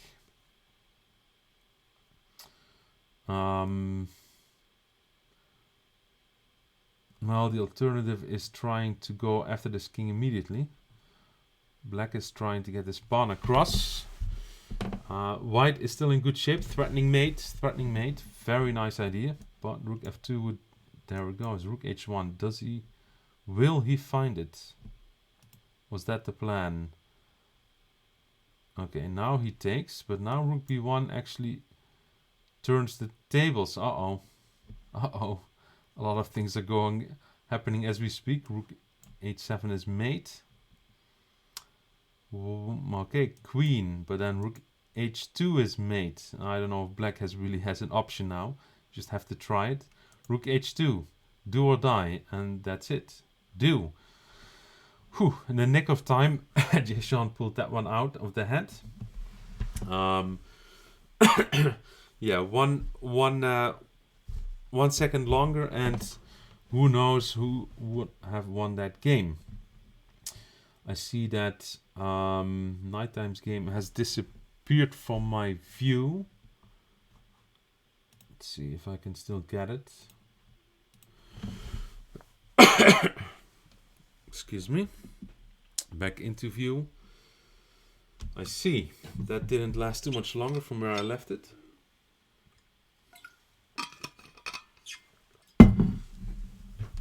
So I left it right around here, where Nighttime brought his rook into the game, to the open file. Very good move. And black moved his rook away, which allowed the right rook to come in and checkmate. This knight is protecting the escape square here. The bishop is protecting this escape square. And the rook does all the rest of the work. What a convincing win. Now let's look at how they got to that position. Where did I leave it previously? Aha. Interesting. So, if you remember, black had a chance, a golden opportunity to get that queen in and checkmate the white king. Both ways missed it for a while, and then white stopped it, and then black renewed the threat, or at least the threat of coming down to d1, and did it. But then, luckily, white still had a chance to defend it. Now the knight can block, and now I see how they got into an endgame by trading the queens. white is up one pawn, which, let's say if this position would be played by a professional player, white would win every single time, because that extra pawn is enough to win this game. But that takes years and years of experience to know how to do it and to recognize you can do it. In this game, anything is possible. Let's see, king e2. Actually, I like that move. The king doesn't need the castle anymore because the black queen has disappeared. The reason the castle usually only is if there's queens on the board. So king e2, f5, g4. In an endgame, it's very important to activate your pieces as quickly as possible. And activating means making them more able. So what white should really be looking for is getting these rooks to the open files. And this bishop, maybe this bishop can come to e3 to attack this pawn on a7. For black, he wants this rook to get to the e file and line up the white king, and then move this knight out anywhere really where it might be able to start doing something. Instead, they started moving pawns, and pawns, when they move, are not really becoming more active because a pawn can only attack two squares at the same time ever until it becomes a bigger piece after getting across the board. So the only way a pawn gets more active really is to promote it. And until then, it is imperative to use your pieces to get really active. Now was a nice spot by white. I am a little dubious about this king f3 moving into a rare occurrence. Actually, I'm not sure if I've ever seen it. If this knight moves out, it's not a double check, it's a triple check. Triple discovered check. I don't think I've ever used those words in my life. That's because most players are really afraid of moving their king into a file with an enemy rook or queen, let alone two enemy pieces. So if the knight moves out to d4, h4, it's a triple discovered check. The knight will be checking, and both rooks will be checking the king as well. I'm not sure how useful it is for black. Well, I mean, it's reasonably useful. You can move the knight out and take on f2. But after rook e7, there is bishop b4, and there's a skewer on the black rooks, and actually black has an escape. Black would have to move the knight out with check, and then make sure not to lose the knight. Black played this instead, and that's how white won the rook for a bishop. Still, I'm very nervous for white's king. White clearly was not all that nervous about it, and was eventually proven right. And this is where we picked it up again. Let's see, the next game is still a little bit away. That should be the final. Let's take a look at the standings. Yep. Okay.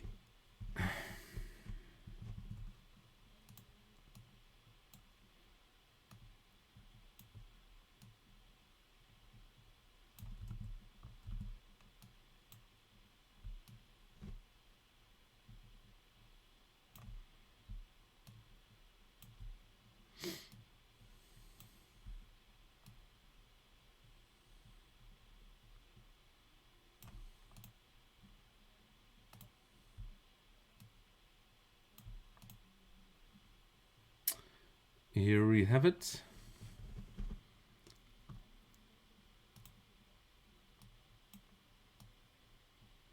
Try to get it all onto the screen.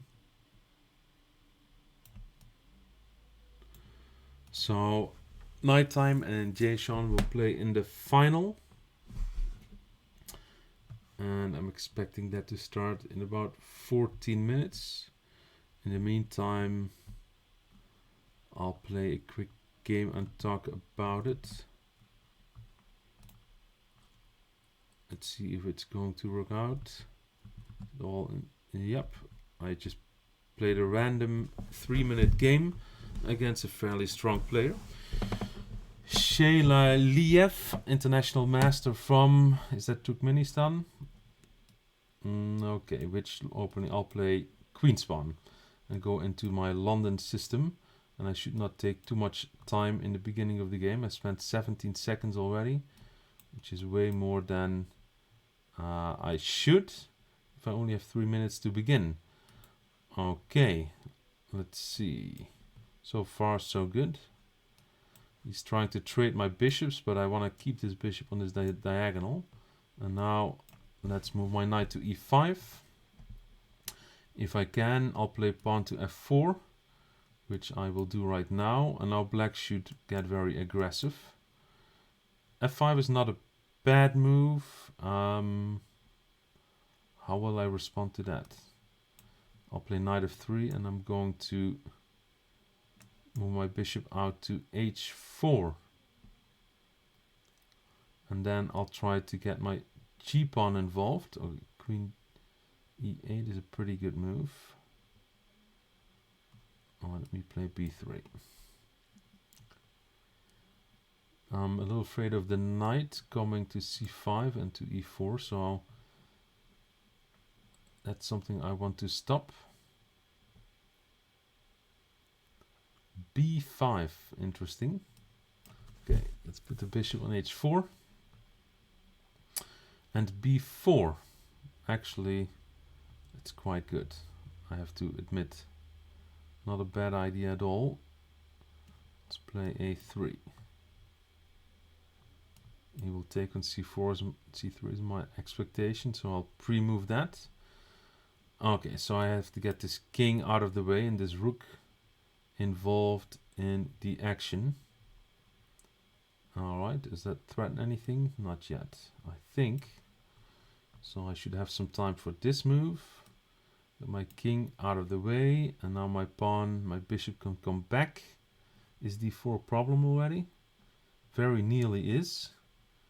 He's really gunning for it. Let's move my rook to the c file. Completely missed that move. That's nice. Okay, I'll have to give up some material. Only question is, which one will he take?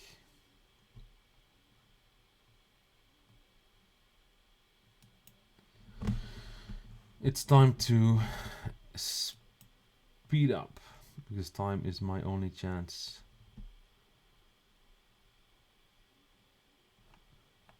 My pieces are not great, but at least I'm now covering my b-pawn. d4 is the move I'm quite afraid about. He's going to go queen a5, attack, try to trade my queen. Okay, let's try to stop that. I don't want that to happen. Queen trade would not be good, because then my chances would evaporate. Okay, he's going to play a4, which is quite annoying. And if I stop it, he plays knight b4. Okay, let's do it anyway. Give the knight an option to come to b4 and just try to take it from there. Or will he play c4 next? Let's try to stop c4. Should have done that immediately.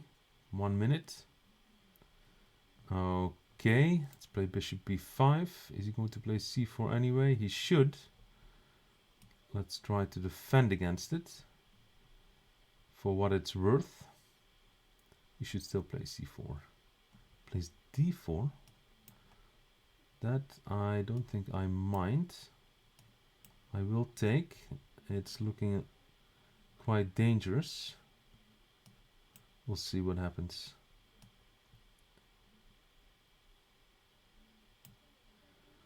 Okay, the knight was pinned. I had to deal with that. Not particularly happy with this, but I suppose it could be worse.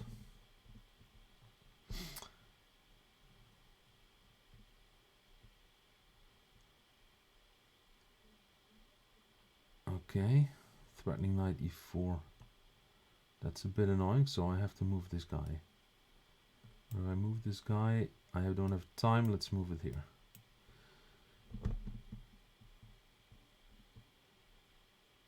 I'm still on the defensive. Okay, let's see if I can have any sort of attack. That's a good move. It's a bit annoying. Queen is coming in, is my guess.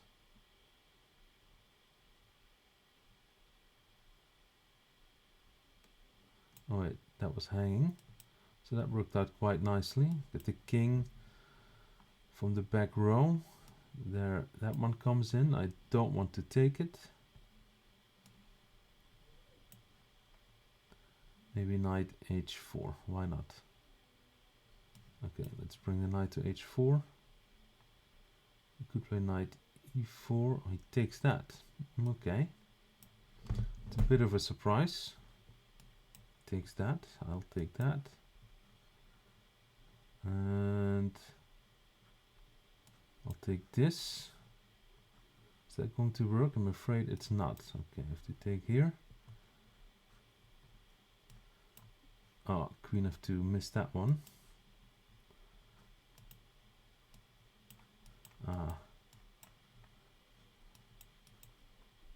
Yeah, I'm going to lose on time. That's too bad. Played well for a while. Played a horrible opening. Still have a little bit of time. So, one more. Try to get at least one win this morning.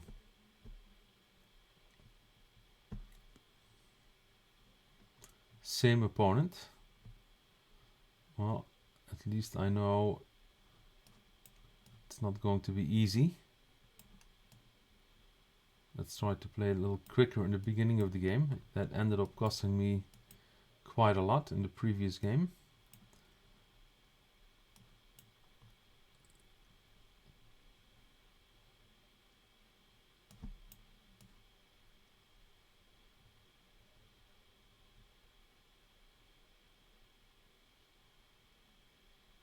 Knight f1.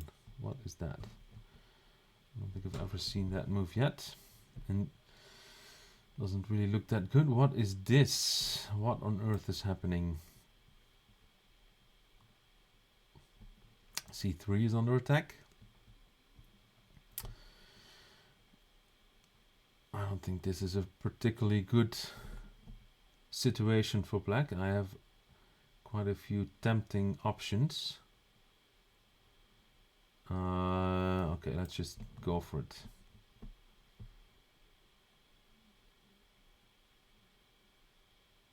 I want to use my long diagonal and create some mayhem. Okay, is that really going to work? That's hard to believe. Now my knight comes in, and then I have the move d3. Okay, let's do that as well. The bishop is now, I'll take this with check, and I'll take that with check. Okay, so that went pretty well. No complaints there. Eventually my e-pawn needs protection, so let's do it right now. And then move this guy back to g7. Okay, so I want some material. I am in pretty good shape. I want to keep my bishops. And then just play healthy moves. Attacks my queen. Let's pin that knight. Bring the rook to the open c file. Alright, not a bad idea, I suppose, but really I will play b5 anyway.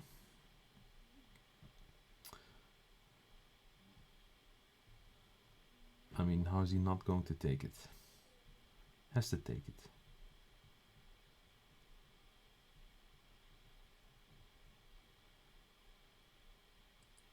What's going on? Am I lagging? Why is there no move?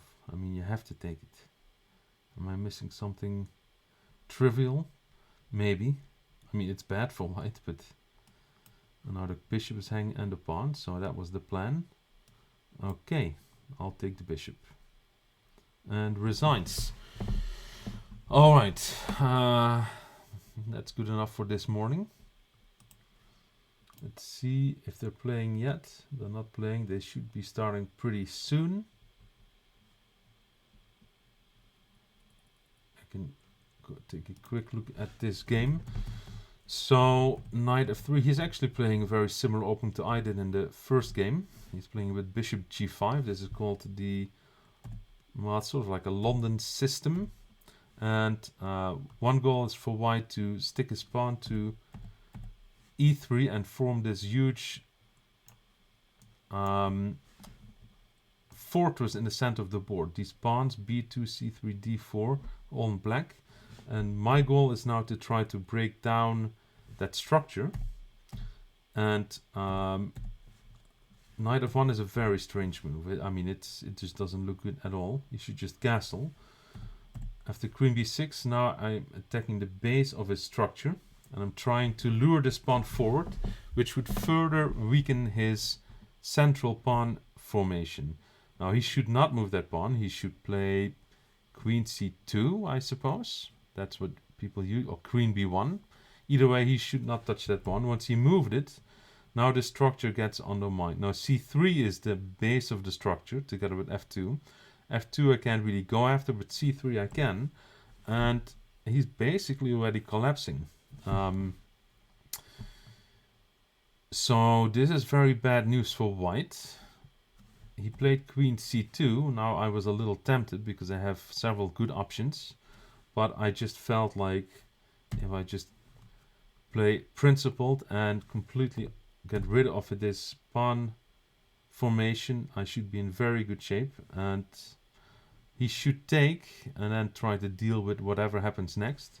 What he did made things much worse, because now he allowed my knight to come in with an attack, and then my pawn pushes up, and suddenly that proud pawn formation that he used to have is completely gone. My bishop opens up to the rook, and this is extremely bad news for black.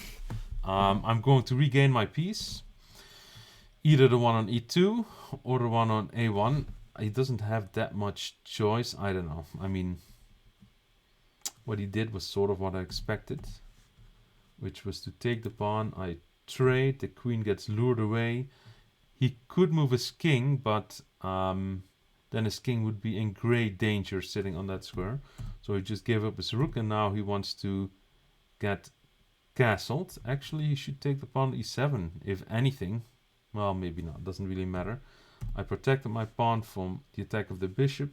He castled, attacks my bishop. My bishop retreats to its nest, so to speak, from which it tries to pounce the square on g7. Now I'm up one pawn and a rook for a knight, and I have these two very strong bishops. He's trying to take one of them. I just retreated. He's attacking my queen. I'm pinning the knight. Actually, he should play a4 now, and I should play b5 now. That would have been probably a better move, but okay, rook c8. Bring my rook to this open file without pawns. I'm really getting ready to play b5. He tries to stop it, but actually it turns out it makes it worse, because now I'm threatening both the pawn and the knight. So he has to take. Now I'm threatening the knight, which is pinned, so it's to take, and now I have a double attack pawn bishop, and he should save his bishop.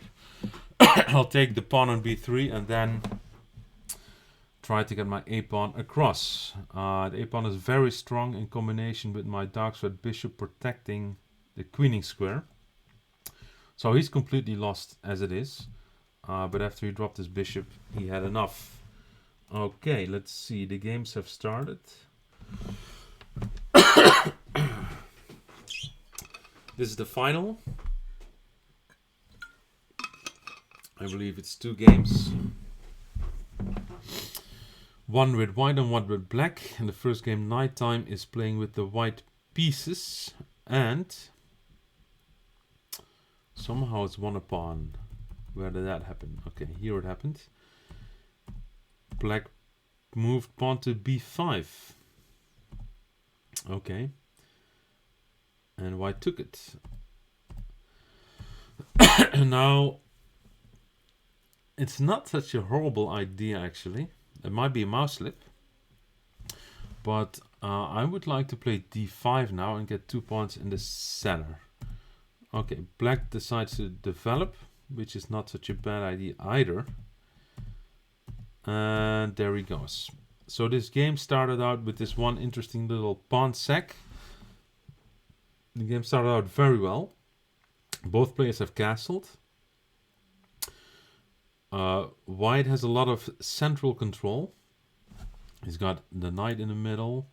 This knight is in a good square. The bishop is on this diagonal, which is very good. He just pinned the black knight. So I like what white did so far. And I sort of like what black did. In fact, if the queen c5, it would be a double attack on the bishops. And it would force white to give up this bishop for the knight. And I think black would be... Oh no, then he's losing a piece. Hold on, is queen c5 actually winning a piece? I guess white can try pawn to e5 and give up the pawn. Okay, that's a very tricky situation there. Bishop a6, I like the idea a lot to trade this bishop. This bishop can't really move away because the rook is behind it. And maybe now knight takes a6. So, yeah, this is one of the best games I've seen of Jay Sean so far.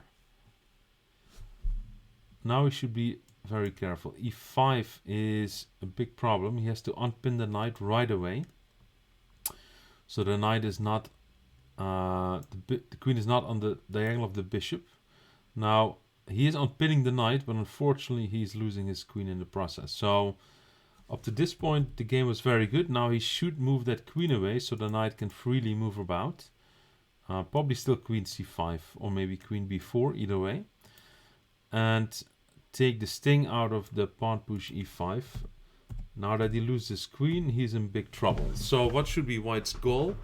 White's goal should be to not to trade pieces, because when you're up a lot of material, the goal should be to attack the enemy king with your extra material. Because if you have more points attacking than your opponent can have to defend, the king should not survive. The only reason to trade pieces when you're up material is if your own king is in danger. Now white's king is in no danger whatsoever.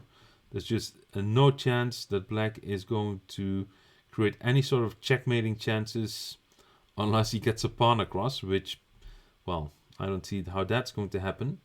So white's king is completely safe. And the black's king looks safe, but if white gets all his pieces to join in some sort of attack on the black king should be in big trouble. For now, the bishop was under attack and the bishop moves away. That's pretty good.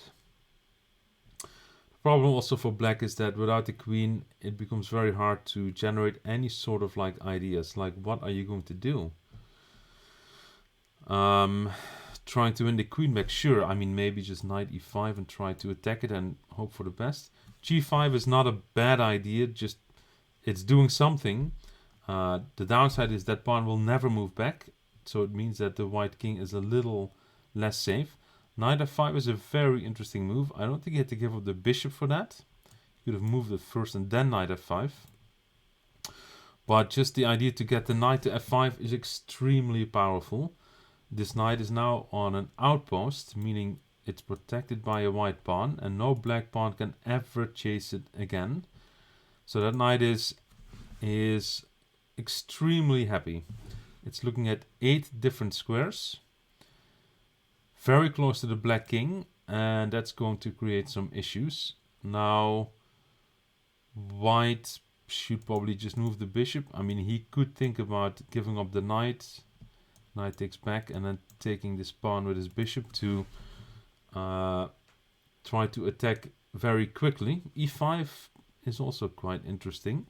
It's a very aggressive move. I mean, white is playing for a kingside attack, so I like that a lot. I mean, every single move white has made so far after he won the queen is pretty much getting his pieces closer to the black king. Knight d6 could be interesting. This knight h6 is still somewhat tempting. Okay, knight d6 is a good move. Attacking the rook. And the rook should move. I'm not sure where. Probably e6. And there it goes. At least the rook can try to help defend the king along the 6th rank. Now maybe white should just move the bishop or attack the knight. Attack the knight wouldn't be fairly... Yeah, that's probably the best way to play, but there's many ways to play.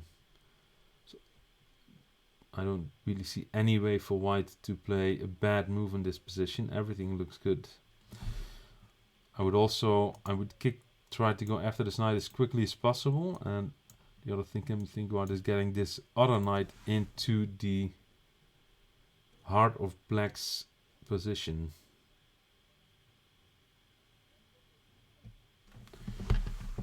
Okay, bishop b6. It is on a pretty nice diagonal, but white has enough defenders there for now.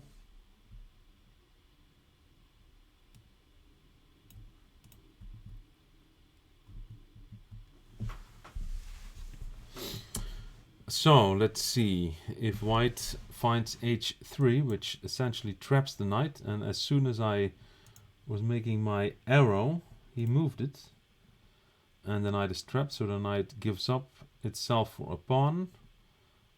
Probably the black bishop should take. I don't know. It's becomes very difficult for black to make moves, let alone good moves, because there's just no more good moves left. Okay, that's a decent move. He doesn't want to trade more pieces of the few that he already has.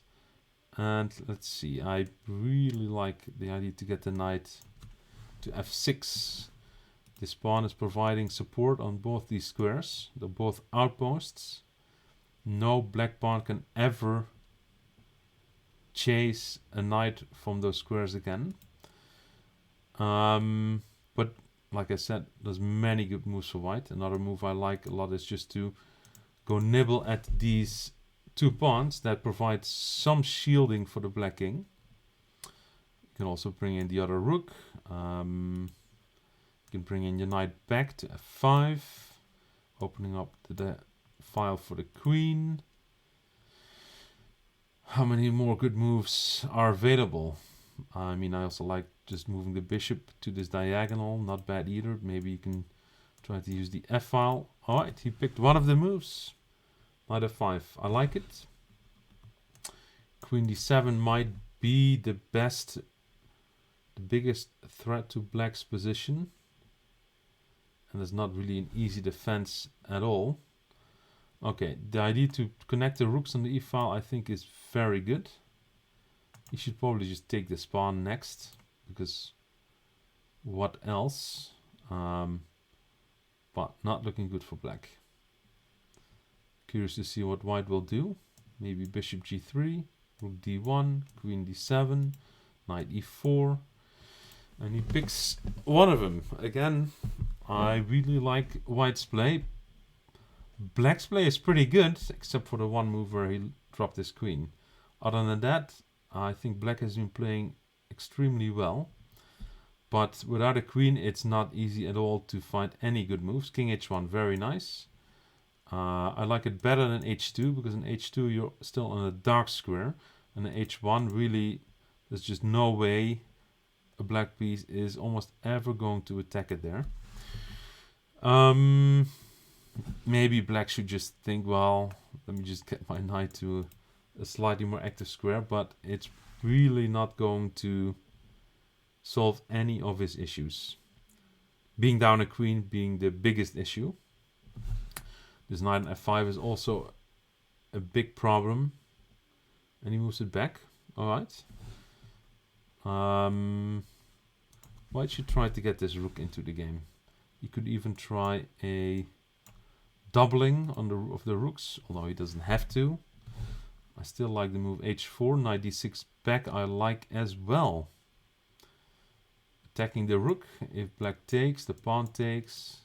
Then there might be mass trades along the e-file, which would mean that the black king is getting stripped of all of its defenders. So black probably shouldn't take. Just move the rook and try your best from there. Let's see what black does. There's almost no good move in the position. That also means there's almost no bad moves in the position, because it's not really possible to make things worse than it is already. Okay, I like the move. He's attacking the b-pawn.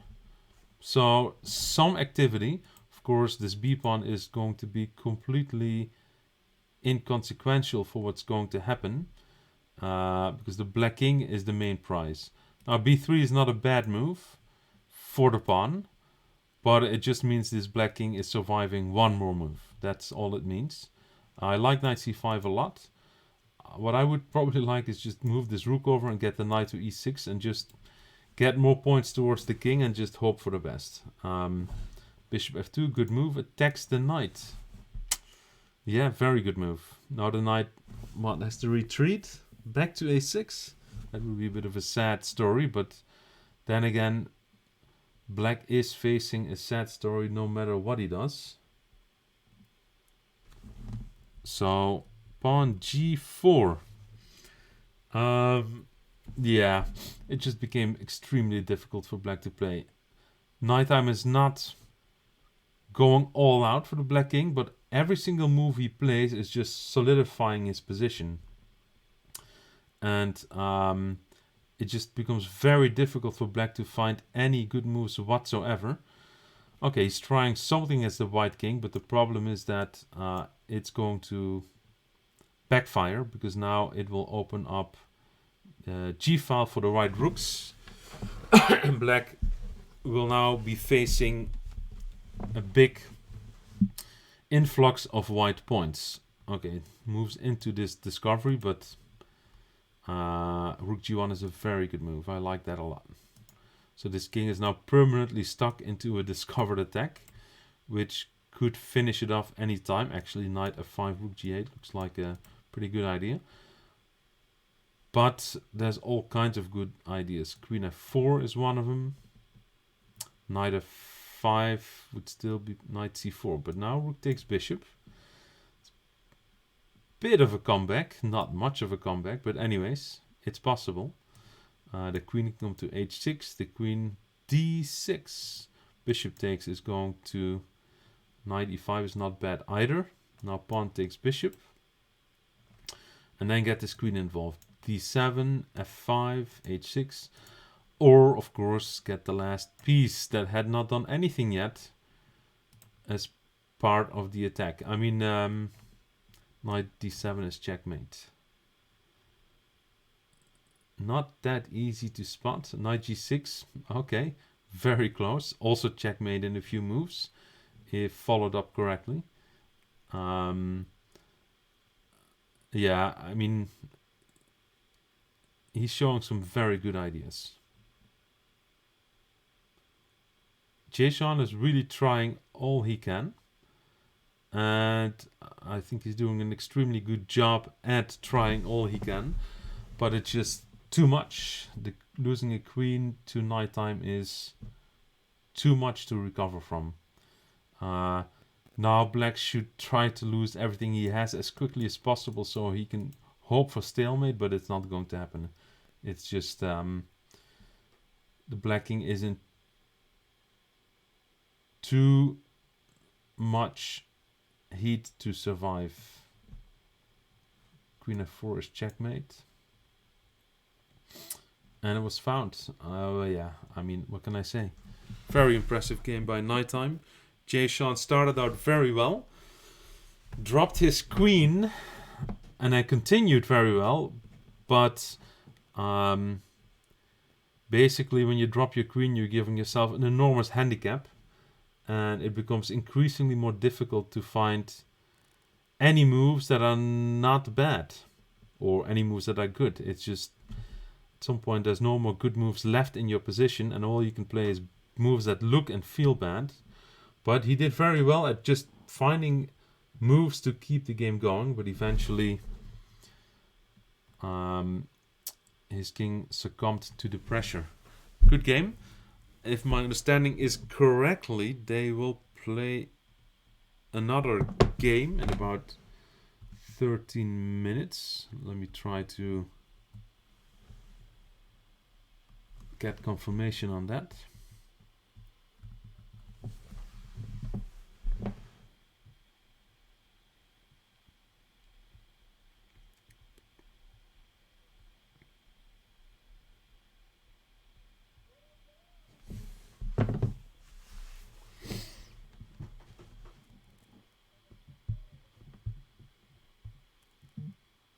Okay, in about 13 minutes, I guess I'll just play a game while I'm waiting.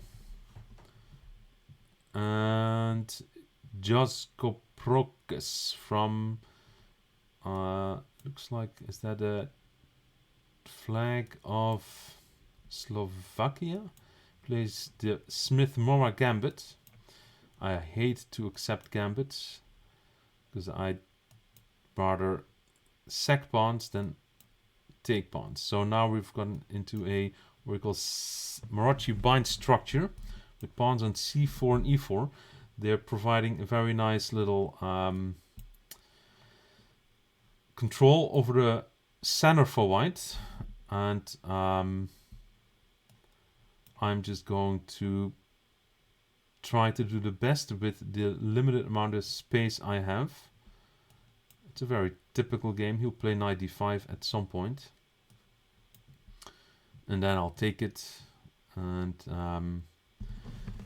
in this game, it's very important to try to get ahead on the clock or not fall behind on the clock. That will be one of the key things in this game. So using some time now, that's good. And there comes knight d5. I'll just capture it, and I'm going to stick my bishop on f6. And now I'll try to get pawn a4 in to soften up his queen side. Actually, my position might be fairly okay at this point. I have to be careful. His bishop is, the light square bishop is aiming at my king. He might stick his pawns forward and weaken my structure on my king side and all of my pieces on the queen side. So I have to be a little bit careful with my actions. Well, here I come. As predicted, the pawn is going to come and he takes. Okay. I don't think I mind that. Now all of his pawns are weak. Retreat my queen out of the pin. So knight a4 is one of my plans. Maybe I'll play b6 first. His pawns are permanently weak. So I don't even have to do that much in this position to... I don't even have to take the a-pawn. Just threatening to take the a-pawn would be enough. Okay, that's a pretty interesting idea. It's going to try to go after my king anyway. So let me see if I can maneuver my queen towards and f5. Interesting. Okay, so far so good. Now I want to get my rook to the h-file. Okay, very interesting as well. I should be okay. Let me try to get my knight to e5. From where it will be extremely powerful. It should be... Okay, the b6 pawn is hanging. Is that a problem? Not so sure if that's a problem. Okay, let's get this rook to the e-file. There should be good moves here. There should be a lot of good moves. Let me protect this for a while, just see what happens. I don't don't like rook b8, but I wasn't sure what to do. So I just did the next best thing, if you can ever say that. Aha, queen d4 is in the position. Actually, I want to keep queens on the board. I think his king is less safe because his bishop is not a great defender. Okay, here I come. Let's go to the H file. Okay, he wants to trade queens. I don't. Let's pin his rook. Knight g4 is a threat. How is he going to defend against this? Queen f... Oh, hold on. Isn't that a rook coming in?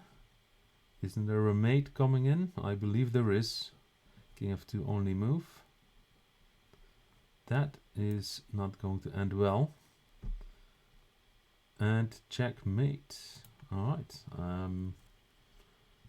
Could not be more pleased with that game, I suppose.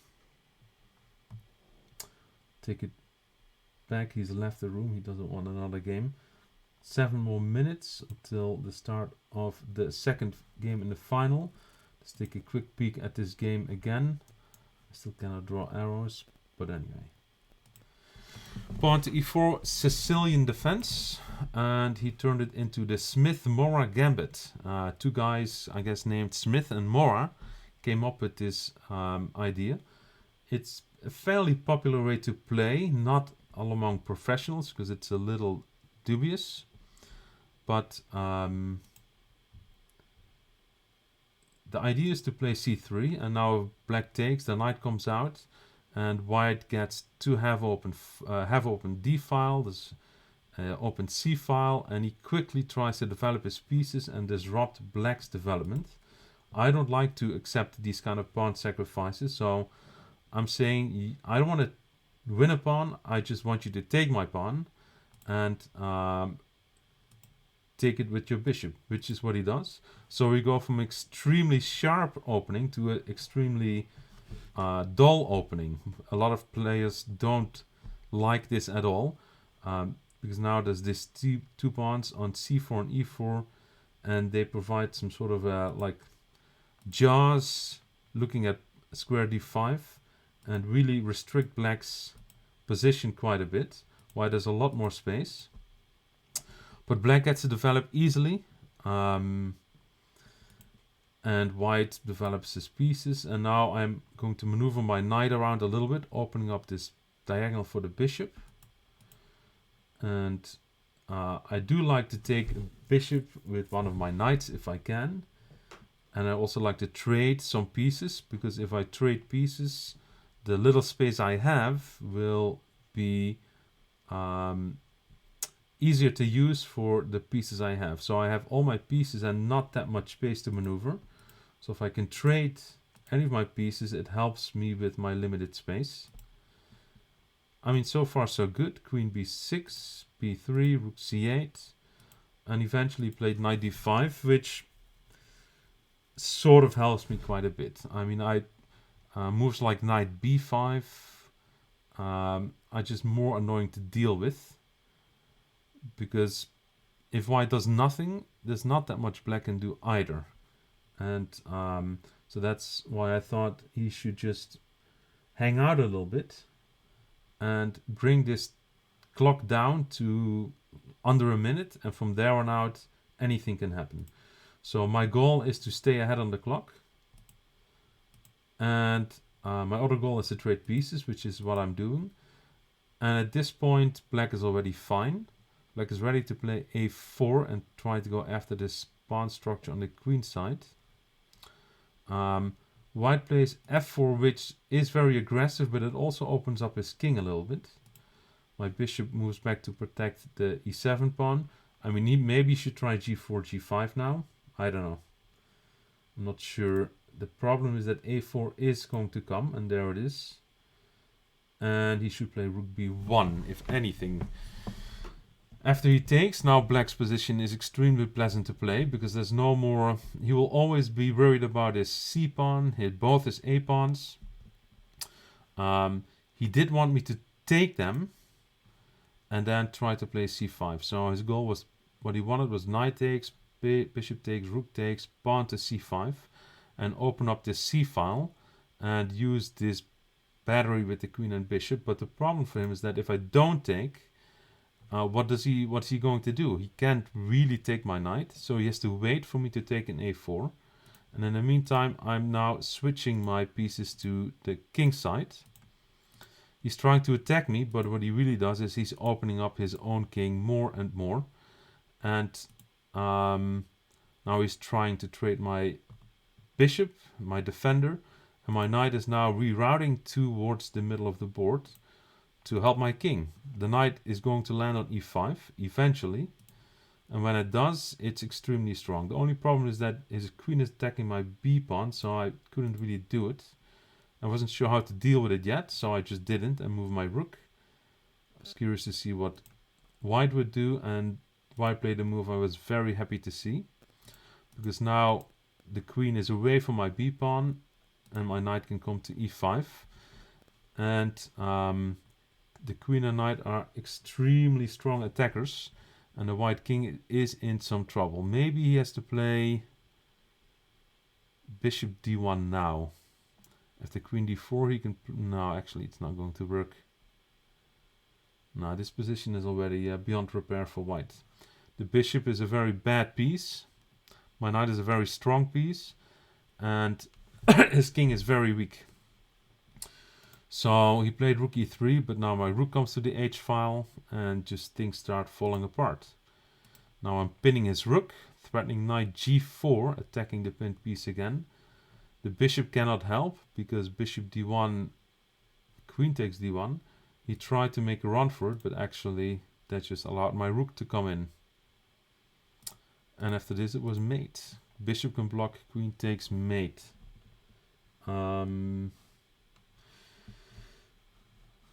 Alright, the next game should be coming up pretty quickly.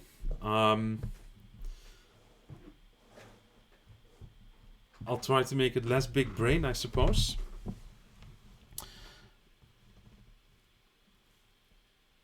And the first game in the final was won by Nighttime. I don't see him on chess.com right now, so I'm not sure if he received the memo that there were going to be 2 games. I see now that... Is he back? Let me just ask the tournament director.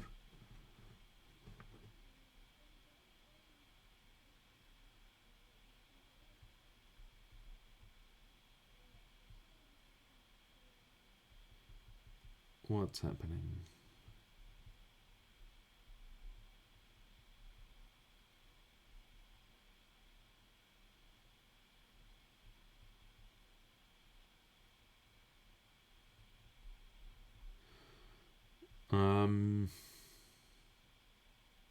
Well, the players are back online, which means they should be starting pretty soon.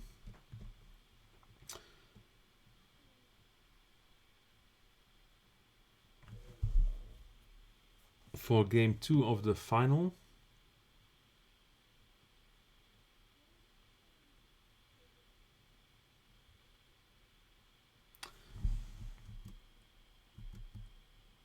Jay Sean is in a must-win situation to tie the match and bring the game to a tie-break. Alright, let's see. Queen's, king's pawn to e4, pawn to e5, bishop b5. The bishop is not that bad on this square. Actually, now they're getting into some sort of a Roy Lopez. Knight e2. That's usually the knight likes to come to f3 because it's looking at 2 more squares from there. But not bad so far. The main thing for these players is to try to see every single one move attack and how to defend against these attacks. So for example, now this knight is attacking this pawn, and white should probably play a move to defend the pawn. In this case, he would have to protect it. He does do that with his bishop. So from a attack and defense point of view, bishop d3 is a good move. Strategically, it's a little unpleasant for this bishop because now this pawn can no longer move and this bishop cannot go out on this diagonal. Now technically he could move this pawn, move the bishop back, move the pawn up. So for now I would say they're playing a pretty decent game from a point of view of attack and defense. So now we have another attack, and white defended by taking the attacker, good move, and black recaptured. So far so good. Strategically I like this rook to be on the half open file because there's only one pawn of black, and I have to say I might also really like his move because this f4 move is gearing up to open the f-file. Black moves his bishop out. I think black really wants to castle, which is a very healthy thing to want.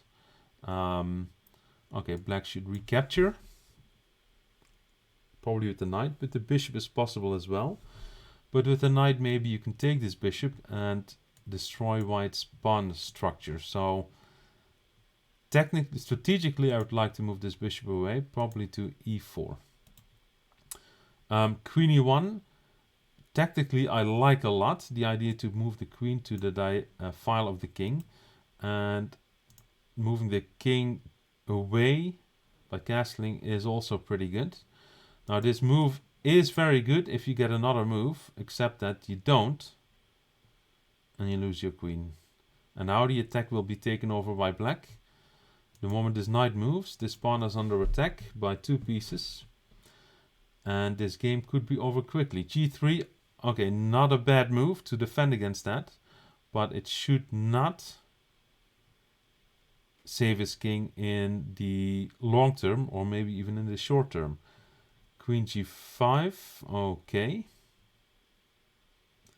Let's see if white can find any sort of way to continue the game. I would really like to move this bishop away so I can open up the diagonal to the queen. That's would be my main thing. So bishop e4 is the move I would have played as well.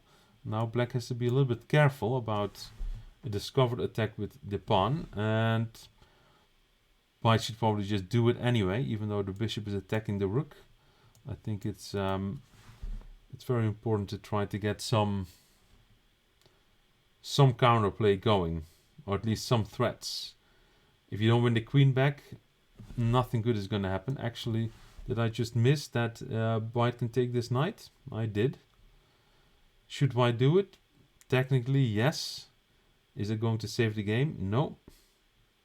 But he should do it. d4 is also still quite a tempting option. He moves the rook to safety, which from an attack and defense point of view is a pretty good idea as well. Now bishop d4 check. He's really inviting white to play d4, attacking the queen, and he does. Okay. Now black has to regroup his thoughts a little bit, because he's got 3 pieces under attack now, and none of them are protected or safe. So he has to move the queen, or what, knight e3? I guess that is still a move. Similar to the first game in the final, Jason is playing a pretty decent game, then drops his queen, and then continues to play a good game, but under very difficult circumstances. Alright, so Nighttime had a thought. He knew he was going to lose something, so he gave up his pawn, his bishop for the pawn. And now he should save his queen, one way or another. Queen d8 is probably the only way to defend the knight, protect the knight that's also under attack, and he does find that. Those moves are usually not so easy to see. Backward moves to protect stuff. Most chess players always like to go forward. Actually, most human beings think forward is the only way. We have to make progress every single turn. Whatever we do, progress has to be made.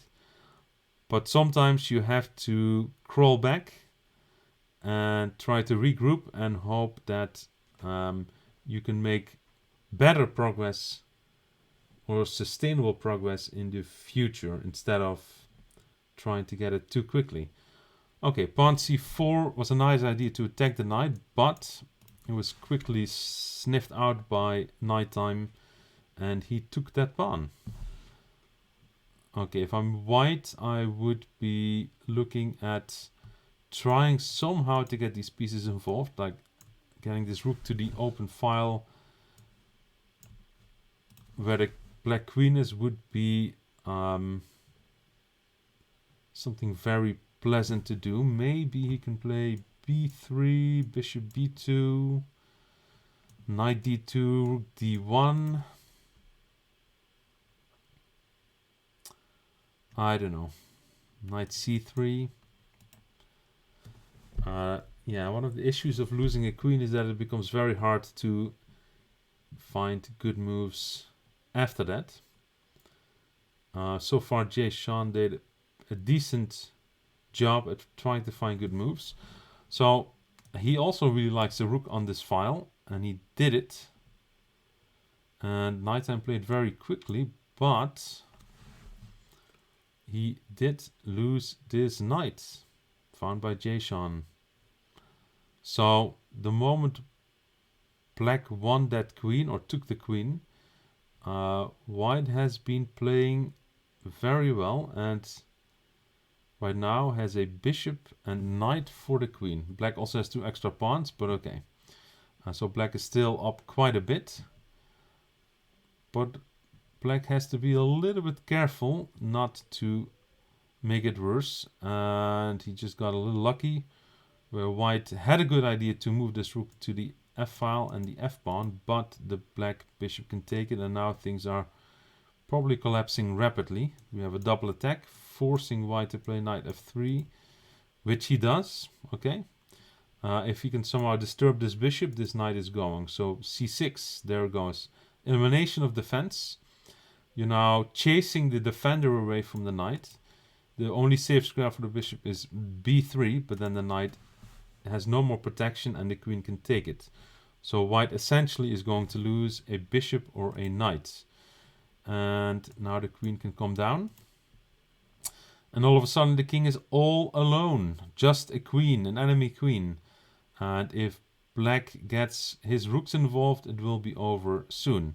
Alright, the best bet is just trying to run towards your pieces. Keep running. But that should not really give him enough protection. After king d2, I like rook d8, maybe knight e4. There's a lot of good moves here. There could also be all kinds of moves at the queen, like queen e2, forcing king c3. Then maybe a check with the knight, e4 or b5. I mean, there should be a mate close by king b4, rook e4, maybe b6, and a5, maybe a5, maybe c5. It's like 5-6 moves I'm looking at that all are very close to catching that king in a mating net. Which one exactly it is, I'm not so sure yet. Rook e4 seems to be very tempting. And then when the king moves, I just want to get the queen to this diagonal for checkmate. So, like rook e4, king moves to a5, queen to d3 to get back to d8. Okay, a5 is actually a very good move as well. Just opening up the a file for the rook, and there it comes. And now the king has to choose which way to go. Neither one of them will be particularly pleasant. Alright, king b6. And queen f2 maybe, and queen back, or rook a6, king takes, knight d6. Black's only problem is that there's so many good options, and from a practical point of view, White's position is now easier to play because usually he has only one move to choose from. King b7. I think you just... Well, you can also go king c5, but king b7, sure. At least you're threatening to take the rook, which is better than nothing. Actually, if the queen moves to f2 and then to a7, it's checkmate. Very good move. Now queen e7 checkmate is almost impossible to defend. I guess you can play bishop g5, but to guard this square. But as soon as this queen gets anywhere close to the king, any of these squares are all checkmate. So there's like 1, 2, 3, 4, 5, 6, 7 squares that the black queen should aim for. Alright, well, there you go. Definitely, black was definitely not checkmating after bishop takes f7. Unfortunately, he just postponed his demise. Bishop g5 is, or bishop e3 are the only moves to postpone it for one more move. And if not for that, queen e7 will be checkmate. Again, Jason is showing a lot of good ideas. His problem so far is that basically in both games he dropped a queen in one move, forcing him into an impossible position. Alright, queen e7 is mate, and he does find it. And so Nighttime wins the tournament for, I believe it's now the 5th or 6th time. I'm losing count. Maybe I should check the previous events. And he won it deservedly. Jason is giving a pretty decent fight. There's just this one move in each game that ruined it for him. But he's got good ideas. It's just the execution that is not quite there yet. But if he keeps playing a lot, I think he'll get there. And he will continue to give Nighttime a run for his money.